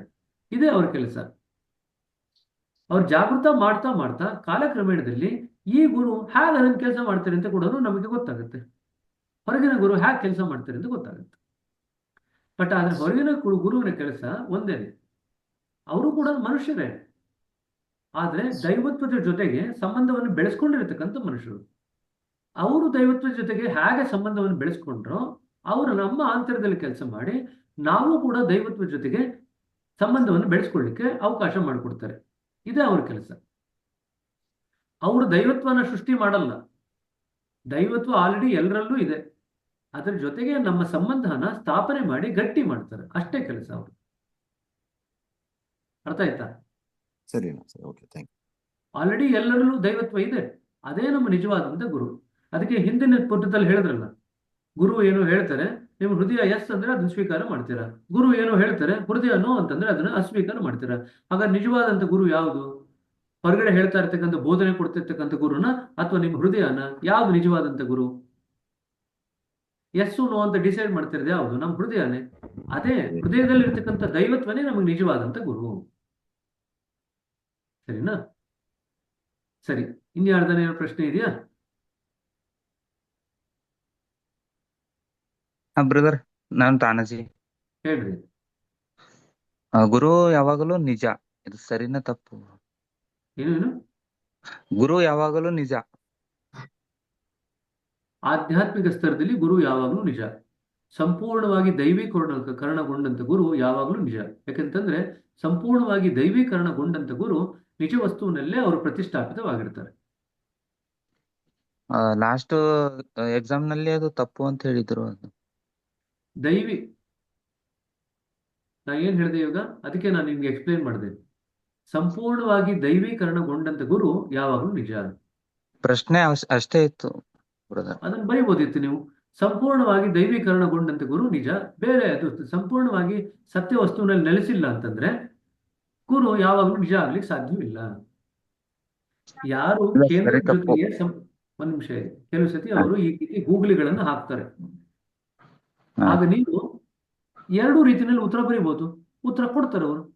ಯಾವ ಗುರು ದೈವೀಕರಣಗೊಂಡಿರ್ತಾರೋ, ಸಂಪೂರ್ಣವಾಗಿ ದೈವೀಕರಣಗೊಂಡಿರ್ತಾರೋ ಆ ಗುರು ಏನೇ ಹೇಳಿದ್ರು ಅದು ನಿಜ ಆಗುತ್ತೆ. ಅವರೇ ನಿಜ ಮೂರ್ತಿ, ನಿಜದ ಸ್ವರೂಪ. ಅವರು ಮೂರ್ತಿವೇತ್ತರಾಗಿರ್ತಾರೆ, ನಿಜದ ಮೂರ್ತಿವೇತ್ತರಾಗಿರ್ತಾರೆ. ಅದೇ ಈಗ ಎಷ್ಟೋ ಜನ ಗುರುಗಳಿದಾರಲ್ವಾ, ಕೇಂದ್ರದ ಜೊತೆಗೆ ಸಂಬಂಧ ಸ್ಥಾಪನೆ ಮಾಡ್ಕೊಳ್ದೇ ಇರ್ತಕ್ಕಂಥ ಎಷ್ಟೋ ಜನ ಗುರುಗಳು ಹಲವಾರು ಸ್ತರಗಳಿದ್ದಾರೆ. ಆ ಎಲ್ಲಾ ಗುರುಗಳು ಸತ್ಯವಾಗಿರ್ಲಿಕ್ಕೆ ಸಾಧ್ಯವಿಲ್ಲ. ಅರ್ಥ ಆಯ್ತಾ? ಸೊ ಈ ರೀತಿಯಾದಂತ ಗೂಗ್ಲಿ ಬಂದಾಗ ನಿಮ್ಗೆ ಅದನ್ನ ಸ್ವಲ್ಪ ಮಟ್ಟಿಗೆ ಸ್ಪಷ್ಟಪಡಿಸುವಂತ ರೀತಿಯಲ್ಲಿ ಉತ್ತರ ಬರ್ತು ಅಂತಂದ್ರೆ ನಿಮ್ಗೆ ಅಂಕಗಳು ಕೊಡ್ತಾರೆ. ಸರಿ ಅಥವಾ ತಪ್ಪು ಅಷ್ಟೇ ಇತ್ತಲ್ಲ. ನಾವು ಉತ್ತರ ಹೇಳಿದೀನಿ, ಏನ್ ಅರ್ಥ ಮಾಡ್ಕೊಂಡ್ರಿ? ಇಲ್ಲ ಬ್ರದರ್, ಅದು ನಿಜವಾದ ಗುರು ಅಂದ್ರೆ ಗುರು ಅಂತ ಕೊಟ್ಟಿದ್ದಾರೆ ಅಷ್ಟೇ, ಯಾವ ಗುರು ಅಂತ ಕೊಟ್ಟಿಲ್ಲ ಅಲ್ಲಿ. ನಿಜವಾದ ಅದು ಗುರು ಅಂತ ಕೊಟ್ಟಿಲ್ಲ. ಎಲ್ಲ ಗುರುಗಳು ಕರೆಕ್ಟಾ ತಪ್ಪಾ ಅದನ್ನೇ ಹೇಳ್ತಾ ಅದನ್ನ ಇರೋದು. ನಾವು ಸ್ಪೆಸಿಫೈ ಮಾಡ್ಬೇಕಷ್ಟೇ ಅಲ್ಲಿ. ನೀವು ಯಾವ ರೀತಿ ಅರ್ಥ ಮಾಡ್ಕೊಳ್ತೀರೋ ಅದಕ್ಕೆ ಪ್ರಶ್ನೆ ಆ ರೀತಿ ಬರೀತಾರಲ್ವಾ. ಒಂದೊಮ್ಮೆ ನಿಮಗೆ ಅರ್ಥ ಆಗಿಲ್ಲ, ಬೇರೆ ರೀತಿ ಅರ್ಥ ಆಯ್ತು ಅಂತ ಇಟ್ಕೊಳ್ರಿ. ಕೆಲವೊಮ್ಮೆ ಒಂದೇ ಪ್ರಶ್ನೆ ಎರಡು ರೀತಿಯಲ್ಲಿ ಅರ್ಥ ಆಗುವಂತ ರೀತಿಯಲ್ಲಿ ಇದೆ ಅಂತ ಇಟ್ಕೊಳ್ರಿ. ಇದನ್ನೇ ನಾನು ನಿಮಗೆ ಎಕ್ಸಾಮಿನೇಷನ್ ಕ್ಲೂ ಕೊಡ್ತಾ ಇದ್ದೀನಿ. ಒಂದು ಪ್ರಶ್ನೆ ನಿಮಗೆ ಸ್ಪಷ್ಟ ಆಗಿಲ್ಲ ಅಂತ ಅನಿಸ್ತು, ಎರಡು ರೀತಿ ಅರ್ಥ ಮಾಡ್ಕೊಳ್ಳಿಕ್ಕೆ ಸಾಧ್ಯ ಇದೆ ಅಂತ ಅನಿಸ್ತು ಅಂತ ಇಟ್ಕೊಳ್ರಿ. ಅವಾಗ ನೀವೇನ್ ಮಾಡಿ ಅಂತಂದ್ರೆ ಪ್ರಶ್ನೆಗೆ ಎರಡೂ ರೀತಿಯಲ್ಲಿ ಉತ್ತರ ಬರೀರಿ. ಅವಾಗ ತಪ್ಪಾಗ್ಲಿಕ್ಕೆ ಅಂಕ ತಪ್ಪಿ ಹೋಗ್ಲಿಕ್ಕೆ ಸಾಧ್ಯವಾಗಲ್ಲ. ಇಲ್ಲಿ ಗುರು ಅಂತ ಇದ್ದಾಗ ನಿಜವಾದಂತ ಗುರು ಅಂತ ಕೊಟ್ಟಿಲ್ಲ. ಸೊ ಬರೀ ಗುರು ಅಂತ ಇದ್ದಾಗ ನೀವು ಹೇಳಿದಂಗೆ ನಿಮ್ಮ ಮನಸ್ಸಿನಲ್ಲಿ ಕನ್ಫ್ಯೂಷನ್ ಆಗುತ್ತೆ. ಸರಿ ಅಂತನೂ ಆಗ್ಬೋದು, ತಪ್ಪಂತನೂ ಆಗ್ಬೋದು. ಅವಾಗ ನೀವೇನ್ ಬರಿಬೇಕಂತಂದ್ರೆ ನಿಜವಾಗಿ ಕೇಂದ್ರದ ಜೊತೆಗೆ ಸಂಬಂಧ ಸ್ಥಾಪನೆ ಮಾಡ್ಕೊಂಡಿರ್ತಕ್ಕಂಥ ಗುರು ನಿಜ, ಅದು ಸರಿ. ಕೇಂದ್ರದ ಜೊತೆಗೆ ಸಂಬಂಧ ಸ್ಥಾಪನೆ ಮಾಡ್ಕೊಳ್ಳದೆ ಇರತಕ್ಕಂಥ ಗುರು ಸತ್ಯ ಅಲ್ಲ, ಅದು ತಪ್ಪು ಅಂತ ಬರೀರಿ. ಎರಡು ಅರ್ಥ ಇದೆ, ಎರಡು ಅರ್ಥಕ್ಕೂ ನೀವು ಬರೀರಿ ಉತ್ತರನ. ಯಾರು ನಿಮಗೆ ಬಿಟ್ಟಿದ್ದಾರೆ ಬರಿಬಾರ್ದು ಅಂತ ಯಾರು ಹೇಳಿದ್ರು? ಅವಾಗ ನಿಮ್ಗೆ ಅಂಕ ಕೊಡ್ತಾರೆ. ಅವಾಗ ಅವ್ರಿಗೇನು ಗೊತ್ತಾಗುತ್ತೆ? ನಿಮ್ಗೆ ಅಟ್ಲೀಸ್ಟ್ ವಿಷಯ ಗೊತ್ತಿದೆ ಅಂತ ಗೊತ್ತಾಗುತ್ತೆ. ಎಷ್ಟೋ ಸತಿ ನಾವು ಪರೀಕ್ಷೆನಲ್ಲಿ ಯಾಕೆ ಅಂಕಗಳನ್ನ ಕಳ್ಕೊಳ್ತೀವಿ ಅಂತಂದ್ರೆ ಅವ್ರು ಒಂದು ಅರ್ಥದಲ್ಲಿ ನಾವು ಕೇಳಿರ್ತಾರೆ ಪ್ರಶ್ನೆನ, ನಾವು ಮತ್ತೊಂದು ಅರ್ಥದಲ್ಲಿ ನಾವು ತಿಳ್ಕೊಂಡಿರ್ತೀವಿ. ಎಲ್ಲಿ ಯಾವುದೇ ಒಂದು ಪ್ರಶ್ನೆಯಲ್ಲಿ ಎರಡು ಅರ್ಥ ಮಾಡ್ಕೋಬಹುದು, ಅಂತ ನಿಮ್ಗೆ ಅನಿಸುತ್ತೋ ಎರಡೂ ಅರ್ಥದ ರೂಪದಲ್ಲಿ ನೀವು ಉತ್ತರನ ಬರೀರಿ. ಅವಾಗ ಅಂಕ ಕಳ್ಕೊಳ್ಳಲ್ಲ. ಅರ್ಥ ಆಯ್ತಾ ತಾನಾಜಿ ಅವರೇ? ಈ ಸತಿನೂ ಆ ರೀತಿ ಪ್ರಶ್ನೆಗಳನ್ನ ಕೇಳ್ತಾರೆ. ಒಂದೇ ಪ್ರಶ್ನೆಯಲ್ಲಿ ಎರಡು ಅರ್ಥ ಇರುವಂತ ಸಾಧ್ಯತೆ ಇದೆ. ಏನ್ ಬರೀತೀರಾ ಸರಿ ತಪ್ಪು ಅಂತ? ಅವಾಗ ವಿವರಣೆ ಕೊಡ್ರಿ. ಅವಾಗ ಬೇಸಿಕ್ಲಿ ನಿಮ್ಗೆ ಏನ್ ಮಾಡ್ತಿರೋದು ಅಂತಂದ್ರೆ, ನಿಮಗೆ ವಿಷಯ ಗೊತ್ತಿದೆ ಅಂತ ತಿಳ್ಕೊಬೇಕಷ್ಟ. ನಮಗೆ ವಿಷಯ ಗೊತ್ತಿದೆ ಅಂತ ನೀವು ಉತ್ತರದಲ್ಲಿ ತೋರಿಸಿದ್ರೆ ಅಂಕ ಕೊಡ್ತಾರೆ. ಅವರೇ ನಿಮ್ಗೆ ಅಂಕ ಕಟ್ ಮಾಡಲ್ಲ. ಹೌದು ಸರ್. ಇದನ್ನ ಹ್ಯಾಕ್ ಟ್ಯಾಕಲ್ ಮಾಡ್ಬೇಕು ಅಂತ, ಯಾಕಂದ್ರೆ ಮತ್ತೆ ಪರೀಕ್ಷೆ ಬರ್ತಿದೆ ಶನಿವಾರ. ಹ್ಯಾಕ್ ಟ್ಯಾಕಲ್ ಮಾಡ್ಬೇಕು ಅಂತ ನಿಮ್ಗೆ ಗೊತ್ತಿರ್ಬೇಕು. ನಿಮಗೆ ಆ ವಿಷಯ ಗೊತ್ತಿದೆ ಅಂತ ದ್ಯೋತಕ ಆಗುವಂತ ರೀತಿಯಲ್ಲಿ ಉತ್ತರ ಬರೀಬೇಕು. ನೀವು ಅದು ನಿಮಗೆ ವಿಷಯ ಗೊತ್ತಿದೆ ಅಂತ ತೋರಿಸುವಂತ ರೀತಿಯಲ್ಲಿ ಉತ್ತರ ಬರೀಲಿಲ್ಲ ಅಂತಂದ್ರೆ ಅಂಕಗಳನ್ನ ಕಳ್ಕೊಳ್ತೀರ. ಅರ್ಥ ಆಯ್ತಾ? ಹೌದು. ಈ ರೀತಿ ಮತ್ತೆ ಬರುತ್ತೆ. ಈ ಸತಿನೂ ಪ್ರಾಯಶಃ ಒಂದ್ 2-3 ಪ್ರಶ್ನೆ ಈ ತರ ಗೂಗ್ಲಿ ಅಂತ ಹೇಳ್ತೀವಿ. ಇದನ್ನು ಗೂಗ್ಲಿ ಹಾಕಿರ್ತಾರೆ. ಕ್ರಿಕೆಟ್ ಅಲ್ಲಿ ಗೂಗ್ಲಿ ಹಾಕ್ತಾರಲ್ಲ ಆ ತರ ಇದೆ. ನೀವು ಲೆಗ್ ಸ್ಪಿನ್ ಅಂತ ಅನ್ಕೊಳ್ತೀರಾ, ಅದು ಆಫ್ ಸ್ಪಿನ್ ಆಗ್ಬಿಡುತ್ತೆ. ನೀವು ಆಫ್ ಸ್ಪಿನ್ ಅನ್ಕೊಳ್ತೀರಾ, ಲೆಗ್ ಸ್ಪಿನ್ ಆಗ್ಬಿಡುತ್ತೆ. ಇದೆಲ್ಲ ಗೂಗ್ಲಿಗಳು. ಗೂಗ್ಲಿಗೆ ಎರಡೂ ತರದ ಪ್ರಶ್ನೆ ಇರ್ಬೋದು ಅಂತಂದ್ರೆ ಎರಡೂ ತರ ಶಾಟ್ ಹೊಡಿರಿ. ಕ್ರಿಕೆಟ್ ನಲ್ಲಿ ಎರಡೂ ತರ ಶಾಟ್ ಹೊಡಿಯಕ್ ಆಗಲ್ಲ. ಪ್ರಶ್ನೆ ಉತ್ತರ ಪರೀಕ್ಷೆನಲ್ಲಿ ಎರಡೂ ತರದ ಉತ್ತರ ಬರಿಬೋದಲ್ಲ. ಯಾರು ನಿಮ್ಗೆ ಬರಿಬಾರ್ದು ಅಂತ ಹೇಳಿದ್ದಾರೆ? ಬರಿಬಹುದು. ಇಂಥ ಬಾಕ್ಸ್ ಕೊಟ್ಟಿರ್ತಾರೆ ಬ್ರದರ್, ಅದರಲ್ಲೇ ನಾವು ಬರಿಬೇಕು. ಬಾಕ್ಸ್ ಅಲ್ಲಿ ಬಂದ್ಬಿಟ್ಟು ಪಕ್ಕದಲ್ಲಿ ಬರಿಬೇಡಿ ಅಂತ ಯಾರು ಹೇಳಿದ್ರು? ಬಾಕ್ಸ್ ಅಲ್ಲಿ ಕೊಟ್ಟಿರೋದನ್ನೇ ಅಲ್ವಾ ಅವರು ಸೆಲೆಕ್ಟ್ ಮಾಡ್ಕೊಳ್ಳೋದು. ಸೆಲೆಕ್ಟ್ ಮಾಡ್ಬೇಕಾದ್ರೆ ಕೆಳಗಡೆ ನೋಡಿ, ಇದರ ವಿವರ ಕೆಳಗಡೆ ನೋಡಿ ಅಂತ ಬರೆದ್ಬಿಟ್ಟು ಬರೀರಿ. ಬಾಕ್ಸ್ ಸೆಲೆಕ್ಟ್ ಮಾಡಬೇಡಿ. ಕೆಳಗಡೆ ಬರಿಬೋದು, ಹೇಳಿದ್ದಾರೆ ಅವ್ರು. ಬರಿಬಹುದು. ನಿಮಗೆ ವಿಷಯ ಏನ್ ಗೊತ್ತಿದೆ ಅದನ್ನು ಬರೀರಿ ಅಂತ ಹೇಳ್ತಿರೋದು. ನಾವು ಪರೀಕ್ಷೆ ಮಾಡ್ತಿರೋದು ಏನಕ್ಕೆ? ಬಾಕ್ಸ್ ಅಲ್ಲಿ ಟಿಕ್ ಮಾಡಿಸ್ಲಿಕ್ಕೋಸ್ಕರ ಪರೀಕ್ಷೆ ಮಾಡ್ತಿಲ್ಲ. ನಿಮ್ಗೆ ವಿಷಯ ಗೊತ್ತಿದ್ಯೋ ಇಲ್ವೋ ಅಂತ ತಿಳ್ಕೊಳ್ಳಿಕ್ಕೆ ಪರೀಕ್ಷೆ ಮಾಡ್ತಿರೋದು. ನೀವು ಬಾಕ್ಸ್ ಅಲ್ಲಿ ಏನ್ ಮಾಡ್ತೀರಾ ಬರೀ ಅದರಿಂದ ನಾವು ತಿಳ್ಕೊಳ್ಳಲ್ಲ. ನೀವು ಏನ್ ಬರೀತೀರಾ ಅದ್ರ ಪ್ರಕಾರ ನಾವು ತಿಳ್ಕೊಳ್ತೀವಿ. ಸೊ ನಿಮ್ಮ ಮನಸ್ಸಿನಲ್ಲಿ ಏನಿದೆ ಅದನ್ನು ಸ್ಪಷ್ಟವಾಗಿ ಬರೀರಿ ಅಲ್ಲಿ.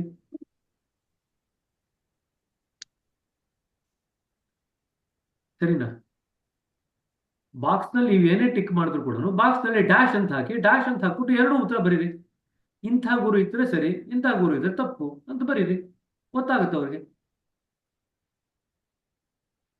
ಅರ್ಥ ಆಯ್ತಾ? ಬಾಕ್ಸ್ ನಲ್ಲಿ ನೀವು ಟಿಕ್ ಮಾಡದೇ ಇದ್ರು ಕೂಡ ಉತ್ತರ ಬರೆದಿದ್ರೆ ಅವ್ರನ್ನ ತಗೊಳ್ತಾರೆ ಗಣನೆಗೆ. ತುಂಬಾ ಸ್ಟ್ರಿಕ್ಟ್ ಆಗಿ ಏನ್ ಕರೆಕ್ಟ್ ಮಾಡಲ್ಲ. ಸೊ ಚಿಂತೆ ಮಾಡಬೇಡಿ.